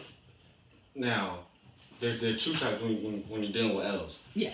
There's the call out, and then there's the you said something, right? I don't ever see L's call out people he thinks are trash. No. Never. Now if he thinks you're trash and you say something to him, he'll tell you like, I'll crush you. Yeah, now he'll definitely talk shit about you for trash. But if he call you out in the battle, that's respect. It's because he respects what you do. You know what I'm saying? It's because he's like, yeah, you think you the shit, and I know I am, but part of me thinks you are too, and now you're basically like a challenge. So it's like, I have to, in order to say I'm the best, I have to beat you. And I'm just like, yeah. But it's legit though. And I love it because that anger, that passion, that fear, it's always there, but it makes for a beautiful thing to watch. And that was one of the things that I personally felt like was missing from this new era of Southpaw. That the old era, like your Jay Moores, your Henny Lowe's, you know what I'm saying? Like they had that hunger, that like borderline violence. Yeah. You know what I mean? And this one, like, it's just lyricism. Like we're all here to be lyricists. Yeah. We're here to talk. And then like, you know, like Wansky first era, like fuck that. Yeah. Like let's get to it. Like, you know what I'm saying? So like I feel like Els is also partially responsible for bringing that energy, because the vets that were still here, your Juniors, your Habibs, it's not that they ain't have it, but it's like you're talking about people from an era of being outside. Like they also have battles on leagues like LOC and other stuff. So it's like you come back to Southpaw and they're all just want to be happy lyricists. And you're like, I don't want to beat up on children. Like, exactly. It doesn't inspire that hunger to come out of them. But if you saw Habib versus Els, that was interesting. That was a good one. That was definitely a good one, and that one is still being debated to this day about who won that one for real. So yeah, that's definitely also a good one of the more passionate battles that Southpaw has seen. It absolutely is. Absolutely, you know is. So it's like I would say this, like to anyone that is, now mind you, you don't gotta respect me. Like Southpaw, you're not familiar, but like look at YouTube, look at my work. I got at least 25 battles that are on there that you've seen. Because the receipts I got more battles than that. Yeah. But like, I'm not just talking out my ass when I say like, get comfortable, but that you can be more hungry. Yeah. But I like it too because you're like, hey, I got these, you know, you can go look me up. I got 20, 25 battles that you can go see. But I also got a battle next week. Yeah. So I'm not just giving you highlights reels from something I said I did 10 years ago. Like, I did this 10 years ago, but I'm also doing it tomorrow. I've only been doing it 6. Yeah. I ain't even, you know what I'm saying? But that's what, I'm still outside. I'm like, I'm still hungry. I'm still strong. I'm still standing. You know oh, man. All right. So we got these 1 round. Now, here's the other thing about the multiverse. These are 1 round battles. So. 1 round battles are tricky. First up, we have Rossetti versus Vintage 8. Now it's funny because you brought up Beyonce Els in that other tournament we have going on. So, and I'm gonna recap this for those that don't know. So, on the Southpaw front, there are 2 belts. There's a River City champ, and then I think it's like the world champ.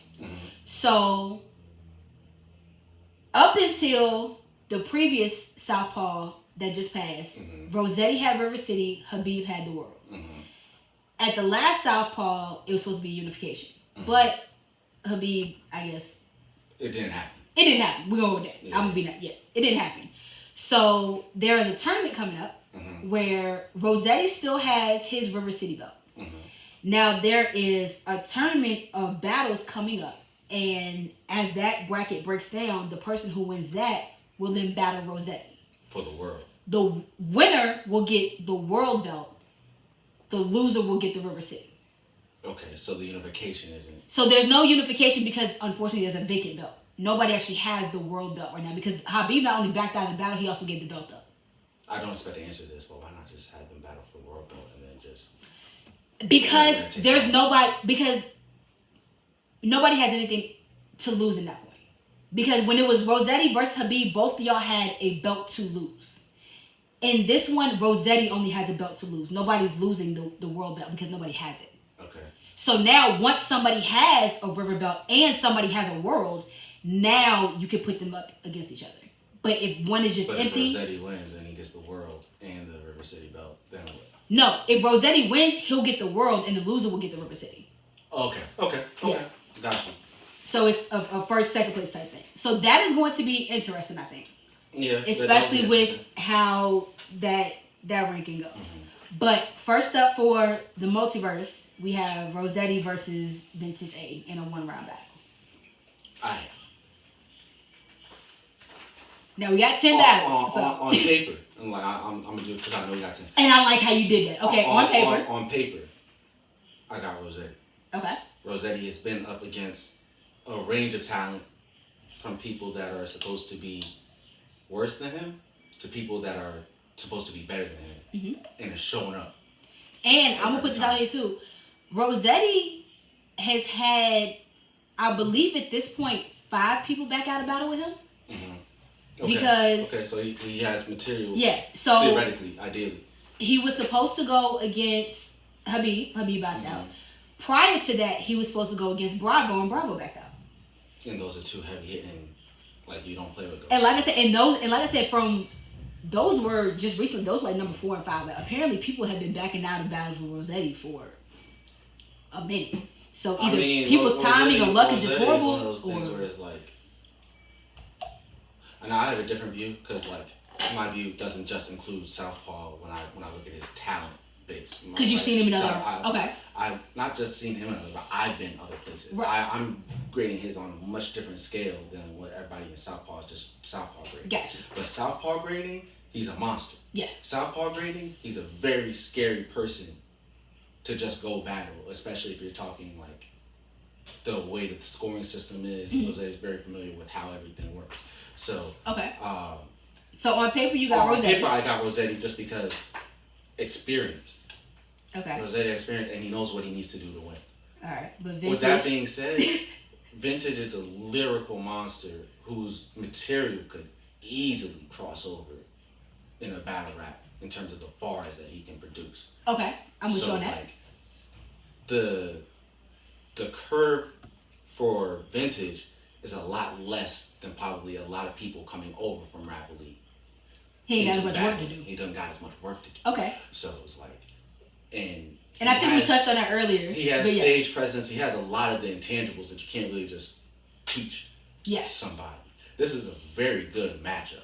Okay. Very good matchup. I got Rossetti winning on paper, but like don't sleep on Vintage. So you see Rossetti on paper, but it being a battle. Yeah, it being a battle. I see it being a battle. Okay. All right, next up. Now with that one, Rossetti versus Vintage A. I'm gonna go with Vintage just because I'm looking at him as yes, he's got the bars, yes, he got this or whatever, but also you ain't been outside in a minute. You ain't been on stage, or at least not really here. Mm-hmm. So coming back with that, I got a point to prove, and especially on something like this, because if anybody's been keeping up, this Southpaw versus Rap Elite thing together. Mind you, I've also seen Vintage in the 5-on-5 ciphers. And his energy in the 5-on-5 ciphers is even different from the. And he's in one of the so he's got this 1-rounder, but he's also in the 5v5. Now him in the 5v5 is gonna be a problem. Yeah. So I got in the 1-rounder. I see it being close to. I'm a go with Vintage. Okay. Now this next one, Big Junior versus Wonsky. I have no idea. It's Junior's battle to win or lose. Wonsky's going to do his thing, but I've seen amazing performances from Junior, and I've seen performances that have been lackluster, and it's been kind of equal in terms of like it's like flip of a coin, which Junior is going to get. So you think if Junior loses, it's because he beat himself? I think if Junior loses clearly, yes. Okay. Yeah, there's no logical way that Junior loses this battle clearly. Like, that's not supposed to happen. Okay. I'm not saying that Wonsky can't. Right. It's any given Sunday, right? Type of deal. Wonsky can definitely level up, especially if he's preparing for a top-notch. And let's keep it unorthodox. Like, if you're preparing for that. And let's keep in mind, Wonsky doesn't have a loss. Wonsky might not have a loss, but it's also who you fought. True, but you all you've been. Look at who Genius fought. If you know Genius' resume, that's why I say it's less to do with Genius is a battle rapper from outside. Right. Like outside. He hasn't been outside in a second. Yeah, he did a 1-rounder versus Rossetti. That's Southpaw. Yeah. And I'm not saying that Southpaw is outside, but Southpaw is a very much Richmond culture. Yeah, I'm just thinking. Oh, but I'm thinking of like recently, like what I've seen with it, and like I said, the last time I saw Genius was in the tournament, the initial tournament for the belt, like when the belts first came out. Oh, okay. And see, that was a while ago. That was a little while ago. Yeah.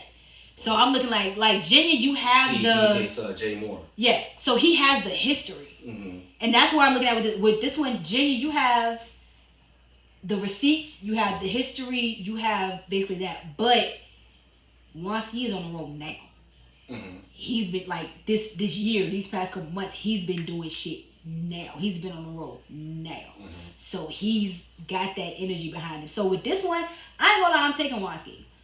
Just because of the trajectory that he's on and where he's been going and how things have really been happening. And Wonsky, I'll give a lot of props to because he listens. Mm-hmm. So if you critique him on a battle or tell him whatever, he listens to it and then he applies it. So he doesn't say, "Oh, you a hater," or "You don't know what you're talking about," or "You can't tell me anything." No, he really is a student of the game. Wonsky's last performance I saw was a great performance, and I feel like that's why he's gonna lose because him versus Era. Yeah. Okay. So I feel like that's why he's gonna lose. It has nothing to do with, how do I put this? Because he's so good, because he's on a roll. Oh, Jay okay. must feel like his back is against the wall. So he got to show up and show off. Yeah, he's gonna turn up. Like, but if once he prepares for that, then you're gonna have a great battle. It's gonna be. I wouldn't want to judge. Yeah, I feel sorry for the judges. You know so, I'm gonna say that one to the end. All right, next up we got Will Young versus Trey Authentic. I got Will Young. I'm stuck. I got Will. Now Trey. Cause they both. Trey is fine, and I know that I'm thinking about. I think I'm thinking all Southpaw right now, but like Trey is fired. He knows how to win and everything else. But did you see what Will did what he did this time? Did you see? I was there. Well, you couldn't see me because I was standing behind Will, but I was there. You saw, right? It was. If this was a cipher. But you know what's crazy too, and because don't get me wrong, Will absolutely did his thing. Mm-hmm. Absolutely. But one of the things that I love and hate about Son has a lot of shit that gets missed. Crazy. But you have to think so. But it's the delivery. Son, it's not. I don't even think it's. The delivery has something to do with it. Yes, right. But you can deliver something perfectly, but if the crowd is not on the same wavelength you are and how you think. And I think that's where the delivery comes in because I absolutely could hear this coming out of somebody else's mouth and somebody like going ham. Mm-hmm. But it's certain, like I said, and I think it really is his delivery and of course the fact that he a nerd. Mm-hmm. So you small, you love Pokemon, the glasses and all that. It's a different thing with Trey. And now where a lot of these battles you have Southpaw and Rapidly because one mostly does ciphers and one mostly this is a battle you're talking about with people who have shown dominance in both. Now I think with this one too, and I think Will, and just in my mind, I think Will is gonna come at this one almost like the Son one is because he's really, to me, Will looks at it as I'm really Sonny y'all niggas. Mm-hmm. Like y'all really are younger than me, beneath me, below me, like I've really been doing it. So okay, daddy gotta, kick your ass real quick and put you in shape. Mind you, Will has also been in environments where he's gone up to even the point of trying out for URL. Yeah. So he has seen a wide range of talent and knows kind of how far this can go. Yeah. Trey Authentic has also been outside. I'm not gonna give people a badge, I'm not gonna give him a badge. Yeah. He's been outside. He knows how far it can go and he probably knows how far he needs to take it. But I have this being potentially a battle of the night. Yeah, this one is gonna be interesting too, especially because the last Rap Elite, a lot of people choked. I don't know what it was about that beat, but a lot of people choked or fucked up or whatever on that beat. And Trey was one of them. And he was mad at himself. Yeah. So I Trey think is also like a multi hoodie. Yeah, winner, he so definitely got a not- multi. Yeah, so I think it's also a It's also a multi hoodie winner. So that I normally am good. Like, how did I mess it? Like, this is my stage. How I mess up on my stage, I got to get that get back. So I see that get back for a few of them being a big push behind these battles. So I got Will because I think Will is going to have just the better approach to this battle. I got Will on this one, and I think, and I ain't gonna lie, I think Trey's last battle was a little. I'm not gonna say weak, but I don't think he really had to try. He went against Introverse. Yeah. And y'all are very different, but all y'all really had to do was the styles y'all are known for and try to do it that. And I even, like, when I did the prediction on that one, I said, I think it would be close. I think y'all will both go off in the ways that y'all do, but I saw Trey kind of taking it at the end, which is what happened. I'll be honest, I ain't like that matchup. It was weird. And the reason why is just because it's like... Finding somebody to put Introverse against, though, is kind of hard.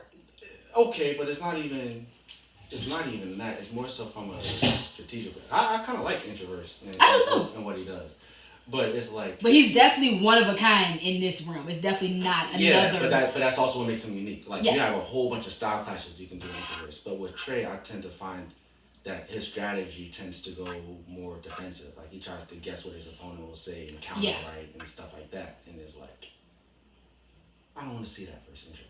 Because Introverse is a different type of person, so it's like it kind of fell flat, and that's why I say with him and Will, it's like because I know like Trey versus Introverse to me was like violence versus weird. Like Introverse, he's violent but he's weird. He's gonna say some weird shit. He probably might do some Mongolian throat singing or throw something weird. Right, but he's also not the only person in the South. Like shout out to Fizzle. Fizzle's always been one of my favorite Southpaw dudes. And he'll throw some off the wall. Yeah, Fizzle say some shit and you be like, wait, what? But that's also the thing, right? Yeah. When you're talking about now their battle was you interesting. hear somebody say something a certain way, you catch it. Fizzle is one of those people that like where his son might not have mastered getting his material to the crowd. Yeah. Fizzle's a little further along in getting like the crowd still doesn't all the time get what he says. Yeah, but and he's that's further along in making his and that's where Fizzle loses me sometimes, is because you speak on things that are very niche or very specific or very, it'll hit to this crowd, but if you don't know it, you're gonna miss it. Like Fizzle has a bunch of matchups, doesn't he? With like that he's had, like that and stuff like that, right? So that's why I say like, and he's another one that's never really I think the closest style match he's had was probably Introverse. But yeah, that was definitely an interesting one. But Fizzle versus Jay Moore was actually kind of dope. I kind of like. I gotta go back and it was a little bit of style clash because Jay Moore does what he always does. Yeah. But like, Fizzle and Jay Moore have been in Richmond long enough to like know each other a little bit. So Fizzle was talking certain shit, and you could tell that Jay Moore knew what he was talking. Yeah. About. And you know what's crazy too is, especially with Fizzle, is he's not gonna be loud. He's not gonna scream. He's not gonna jump in your face. He's not gonna elevate his voice but so much. Whereas, you know, other ones, like, they loud and in your face and jump. So it's that kind of goes to it as well. And I see that also with Will versus Trey. Because Will, he might step to you. He might be loud, but he's not going to have too many theatrics. It's not going to be a bunch of... I think it might surprise you. Because here's the thing. When you're talking about two people that have both proven themselves lyrically. Right? It then becomes a contest of content and intangibles. Performance being one of them. Right. And on paper, Trey has performance by far that Will doesn't necessarily have. But that also means because people doesn't expect Will to perform a little bit, Will does any little thing. And it's a big deal. A big deal. Yeah.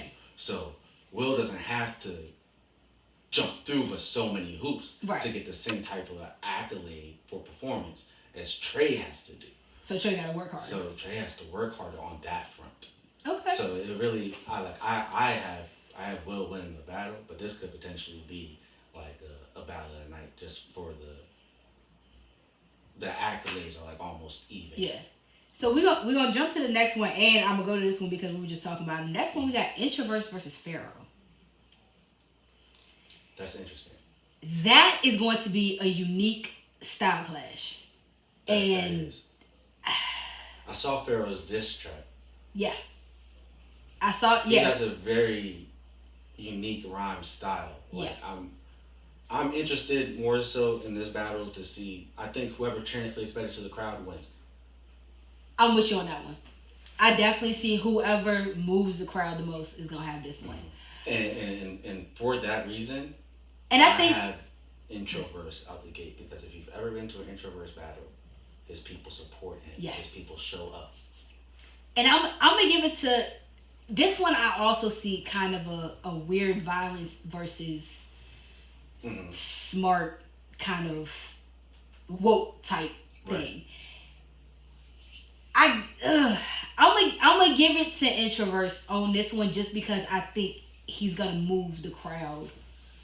I'm not gonna give this away, but there are certain bags that Pharaoh might be able to get into. Yeah. That introverts can't. Yeah. That would kind of like be trump cards in a way if he's strategically whatever.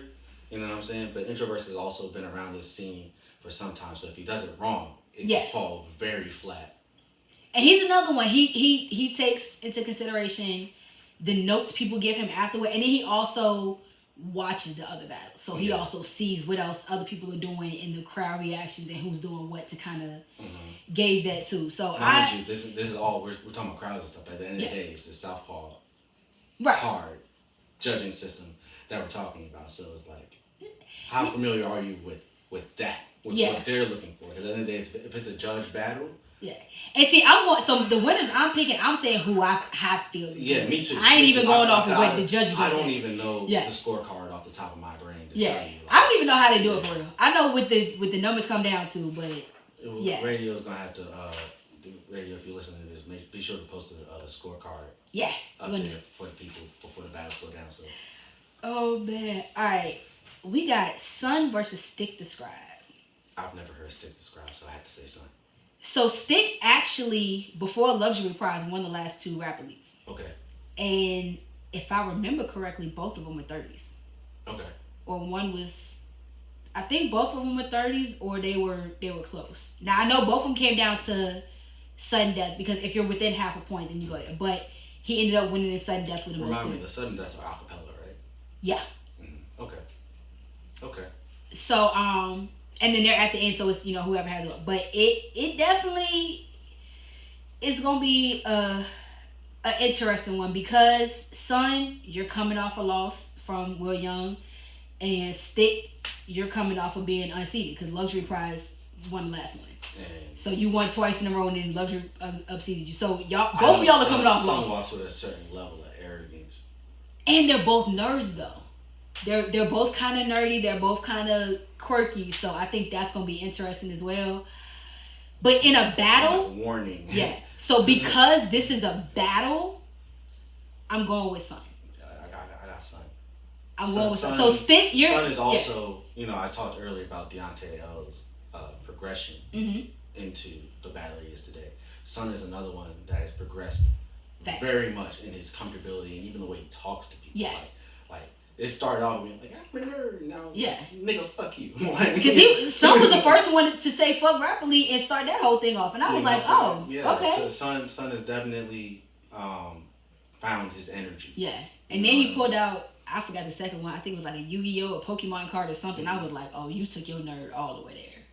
But, and then that was a good thing too, because one, you still got that kind of cult following for people that know. So for me, even though I don't know which area this card came from, like which group or whatever, or even what the card is, I knew it meant something, and I knew what he said had something to do with it. But that kind of cult following that know what it is and what card that was and what, like, it makes it that much more impactful for them. So it didn't miss at all. Now, I'm gonna it hit everybody. It just hit harder in certain areas. This might be a hot take. But if nerds are very strategic, they think certain ways. If they go about this properly, this battle could be one of the most talked about battles. Oh yeah. On the card, if they approach it the right way. I've been everything from the bottom of the card to a main event, and one of the things that I used to hate is like you put on a good performance, but then the main event comes or something else, and it's just like you're not talked about or whatever. But the other thing about being on a card where it's like you might not be the most paid attention to battle is that nobody's expecting. Yeah, you make them pay attention.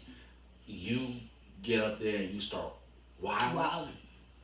And people forget everything else, and it's like, yo. And it's interesting because these are 1-rounders, so you ain't got a whole lot of time, and you don't get a rebuttal. How long? Do you know how long the rounds are? I don't. And here's the thing about 1-rounders: it really matters on 1-rounders who goes first or second, because you do get to rebuttal if you're second. If you're second, yeah. Right. But yeah, if you first and there are a lot of battles that like if it went the other way and one person went first and the other person went second, it might be a different conversation. Yeah. But I definitely see that, and that could end up being one on that. Mm-hmm. Next up, and we touched on this one a little bit. Lyric versus Big Dick Male. I got Male. Yeah, I ain't gonna lie. I got Male taking this one. I got Mel, but Lyric, if you're hearing this, pay attention. Lock the fuck in. Like, cut out the bullshit. I'm so serious. No, I mean, it's like the telepathic waves are going through right now. Like, nigga, listen to me. This is a battle that you need to win so that they can put some respect on your name. Like, this is... I ain't gonna say too much of it. I'm gonna agree with you. You have an opportunity for a breakout performance right here. Yeah. Like a breakout performance. Yeah. And that's the thing, too, because, and like I said, I had been, kind of around for a little while, but the more I've been involved, especially because you have those people with history. So everybody always talked about Chef being this, that, and the other. But when I saw Chef, I had seen, a couple YouTube ones from before, but, I saw the one where you choked. Like, I saw the one where you got sick. But then I watched Wonsky demolish you at the first Southpaw. Then I've seen you choke at a couple rap elites. Mm-hmm. So I was just like, I ain't have a lot of fun. But that battle against Cam, I saw the Chef everybody had been talking about. And I said that too. I said, okay, now I see what y'all talking about. So the history y'all had been telling me before, I hadn't been seeing. And I think that's what a lot of people really need to pay attention to. Because I think a lot of people are really riding that history wave. Yeah. And even when the predictions came out, like that's what a lot of people were saying. They're like, this person has a history of doing this, so they normally do this. And I'm like, history is a part of it, but what have you been doing lately? History plays a part only because people tend to be consistent with right.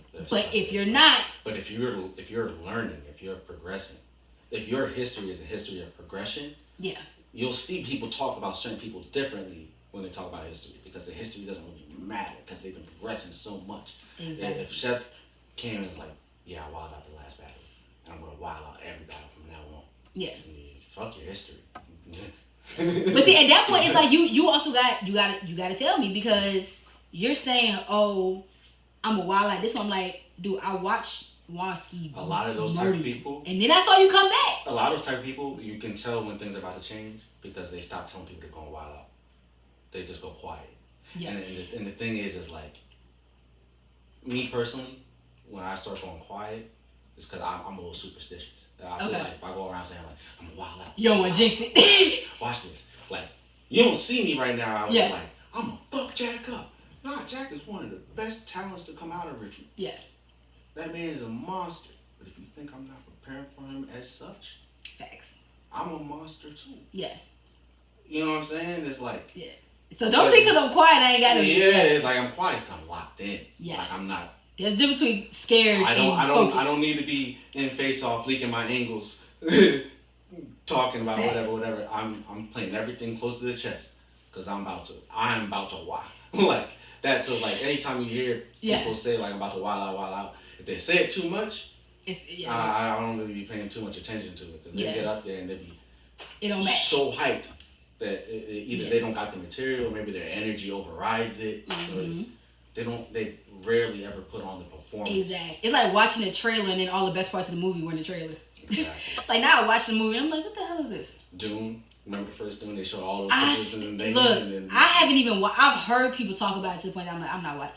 Man, I have seen what's that movie? Sin City with Bruce Willis. I've seen that movie 4 times. I still don't know what the fuck happened.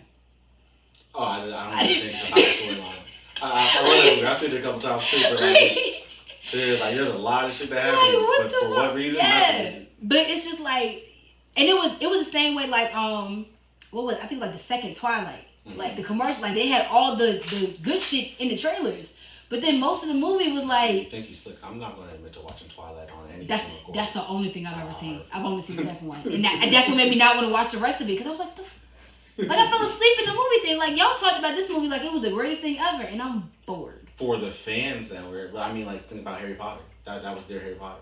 Yeah. So. Like and it's definitely that cult following. Like if you're into that, because definitely the ones on that y'all know everything. Like them Harry Potter fans, like real Harry Potter fans, they know the spells, they know which house you belong to. If you think that you're a Harry Potter fan, go to a Harry Potter trivia. You not. I promise. Yeah. If you meet a Harry Potter fan and they ask you what house you're in, Gryffindor. I'm not even gonna answer because I know I'm not versed enough. Technically, it's like a Gryffindor or something like that. But like I aged. So wait, you can do that? So here's a. See. And I'm 5 seconds no more. Okay. But like people tend to take like their sorting hat like tests because you can't do it actually. Yeah. Right. But like just like any personality test, your personality changes. Yeah. So like when I took the test originally when it first came out, I was a Gryffindor. When I took it again, the older me, I'm a Ravenclaw. So you're a Gryffindor. Like people have like hybrid houses. Like the fandom goes crazy. I'm definitely a Harry Potter fan. Oh god, yeah. That's gonna be interesting. All right, so who we got up next? King Cam versus Kid Deceptive. I know nothing. The only thing I've heard from this battle is just Kid Deceptive's diss track. And to me, just fire. Yeah, and to me, this is gonna be interesting because I'm looking at this like two little kids at recess. Like both of y'all young, both of y'all are. I'm not gonna say child. It's really just y'all are both young and y'all both look young. Yeah. Like Kid Deceptive look like he's 12. So they're gonna have a lot to combat with when it comes to believability and outrageousness of what they think. And that's the other thing because okay, Cam, you're tall, but you're skinny. You got glasses, like you.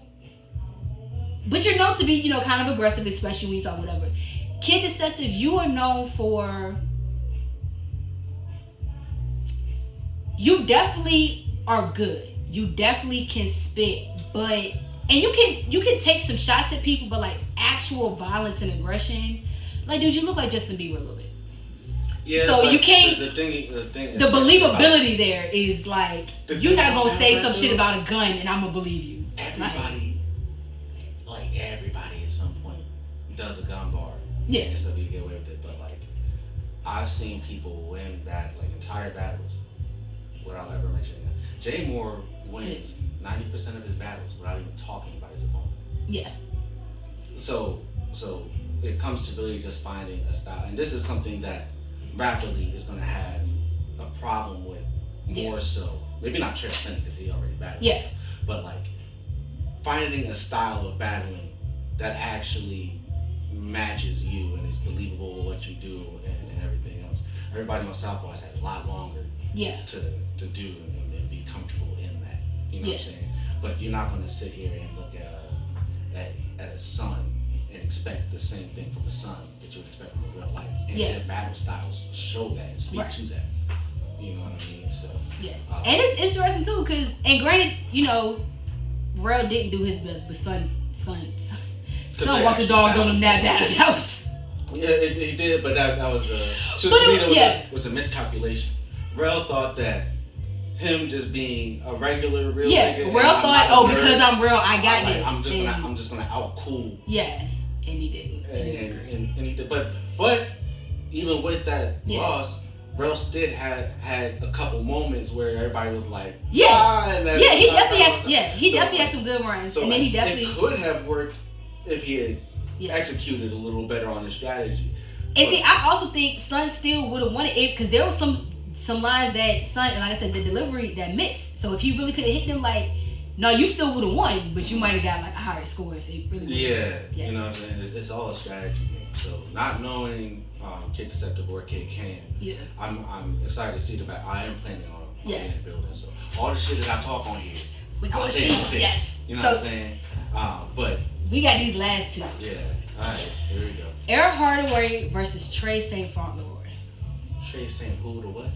Trey St. Fauntleroy is he does good numbers on Rapper League for a while, and his brother's Chop Soy. Okay. And Chop, I've had on my team twice, I think. Mm-hmm. Both of them are and I love both of them because they're violence and they're smart and they have good runs and they have very unique voices. Mm-hmm. So they've got like that deep, that raspy, but that different kind of thing too. Mm-hmm. And then one thing I love about Trey is when you see him, he's normally kind of quiet. He's just kind of cool or whatever, but he'll get on stage and fucking snap. Okay. Like he get on stage and go crazy, and I'm just like, all right. So that one, Era verse is gonna be interesting, and I think it's because Era is like a cool cocky.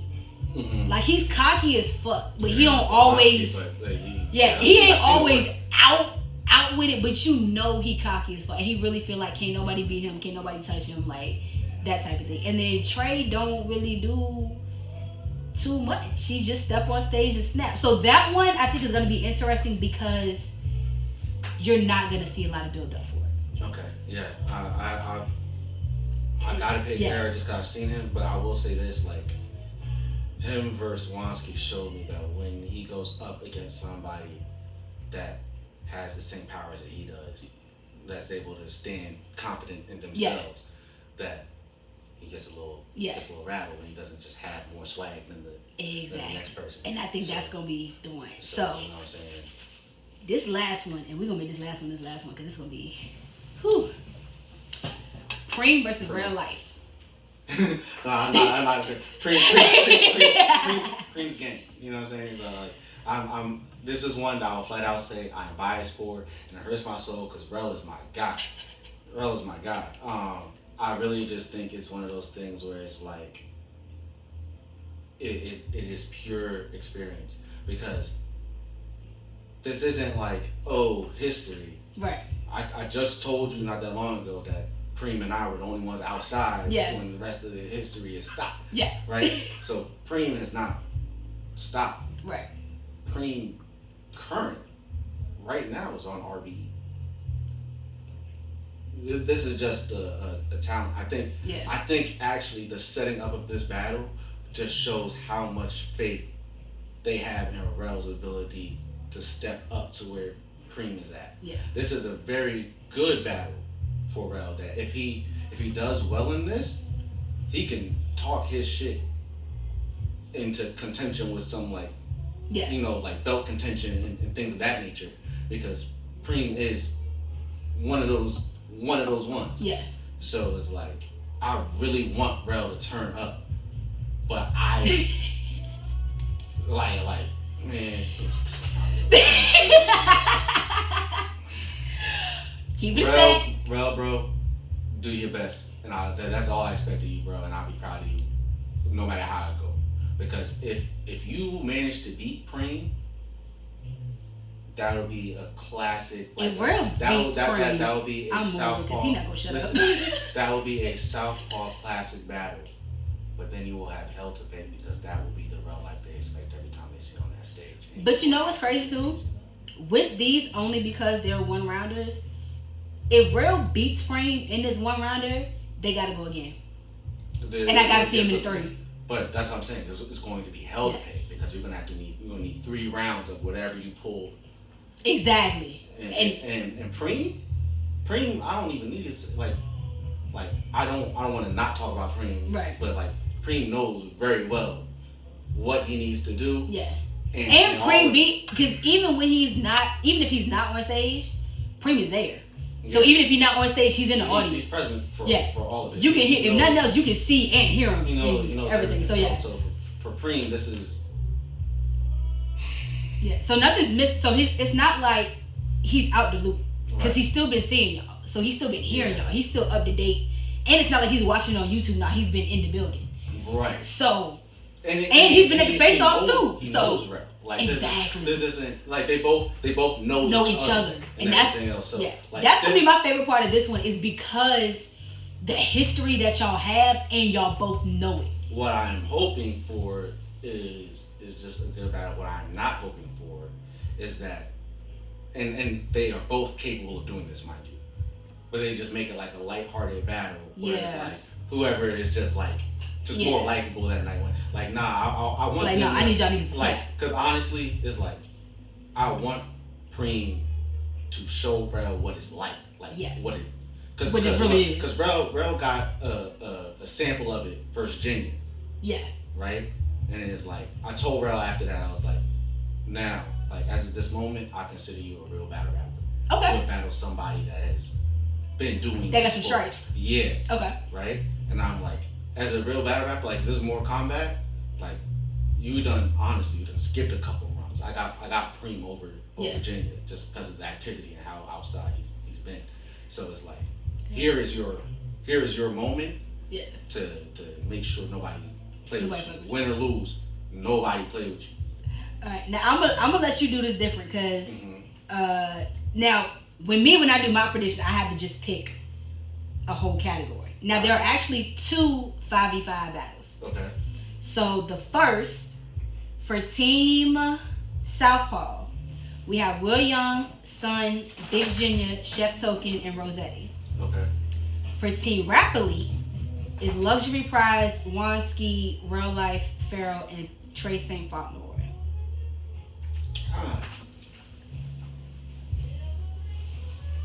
I'm going to say Rap Elite just because I haven't heard a few of the Southpaw people on the beat, and I feel like if they like that 5-5 is so close that I don't think they could really afford to lose one. Right. You know what I'm saying? And because there are a couple people on Southpaw that I haven't heard on beat, but I've heard rap, I don't know how well they would translate.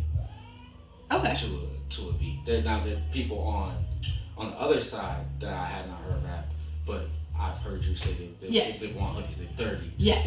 So it's like clearly on a beat. There's something there. Yeah. So it's like. All right, so that one we're going with Rap Elite. All right, so the second one, Team Rap Elite. We have Trey Authentic, Vintage A, Big Dick Mel, Kid Deceptive, and Stick the Scribe. Mm-hmm.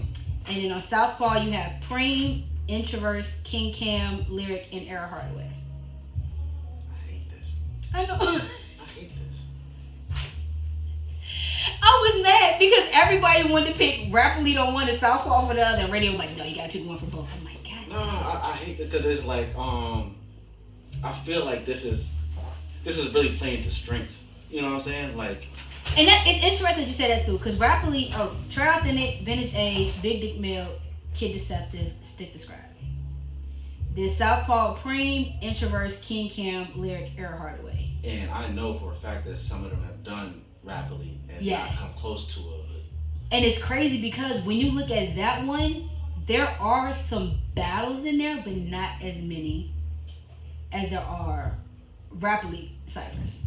Right. So this one, now on this one, I am.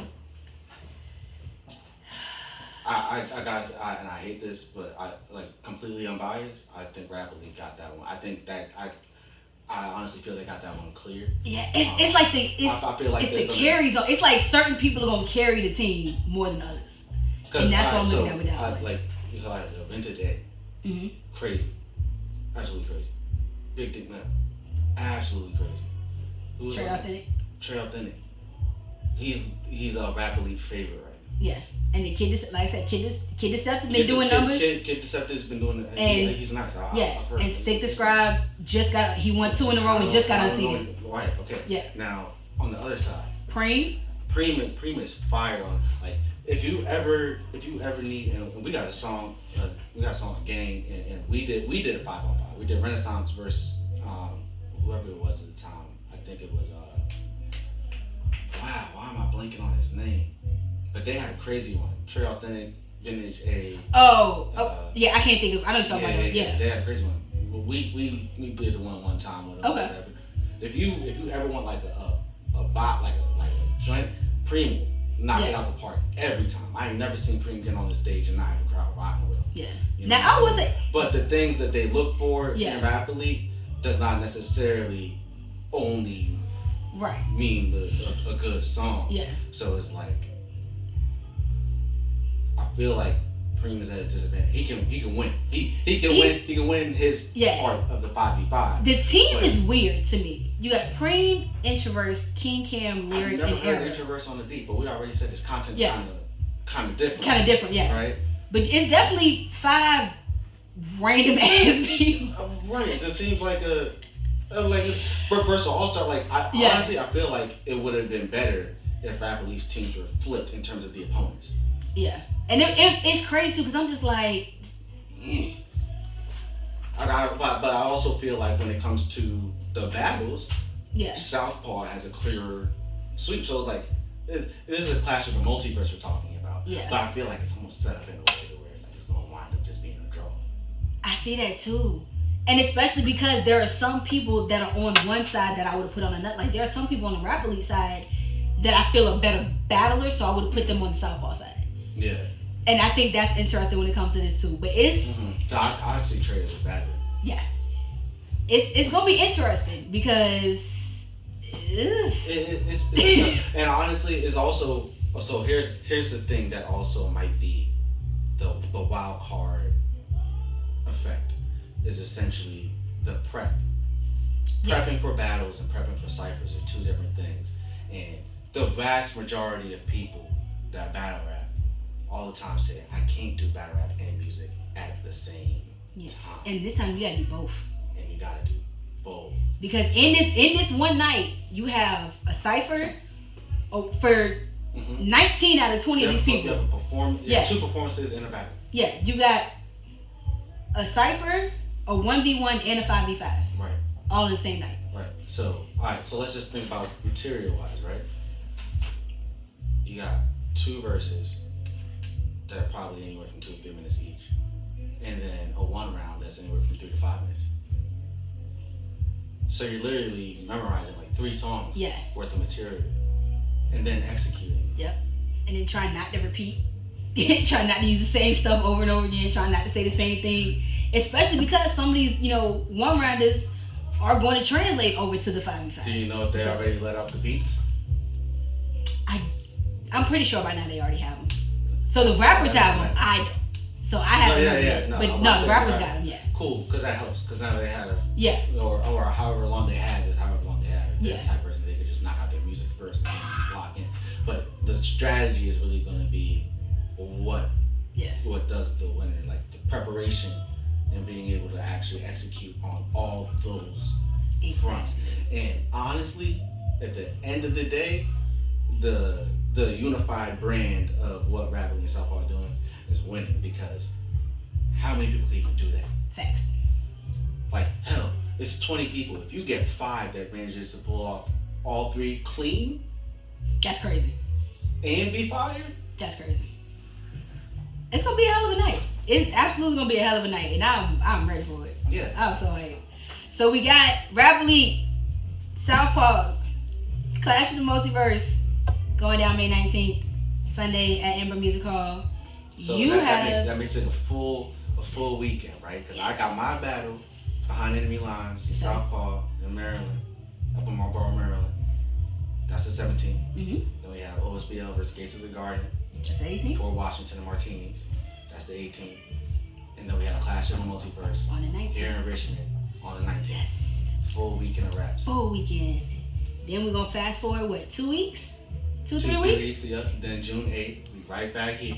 At the center. Right back here at the center.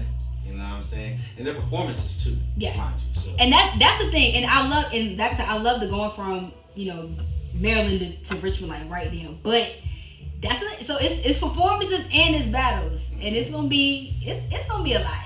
It's about to be a hell of a song. We gonna turn up. The heat wave in Richmond is about to be crazy. Love it, love it, love it. We got Slumdogg in the house. You're gonna be seeing a lot more of him. We got battle rap events coming up, Cyphers, Rap Elite. Something about to be crazy. For sure. Something about to be crazy. Make sure, go ahead and shout out your social media so that people can follow you. Yeah, for sure. So Twitter, IG is at slum_we got now. You know what I mean? Facebook, Malik Jamal.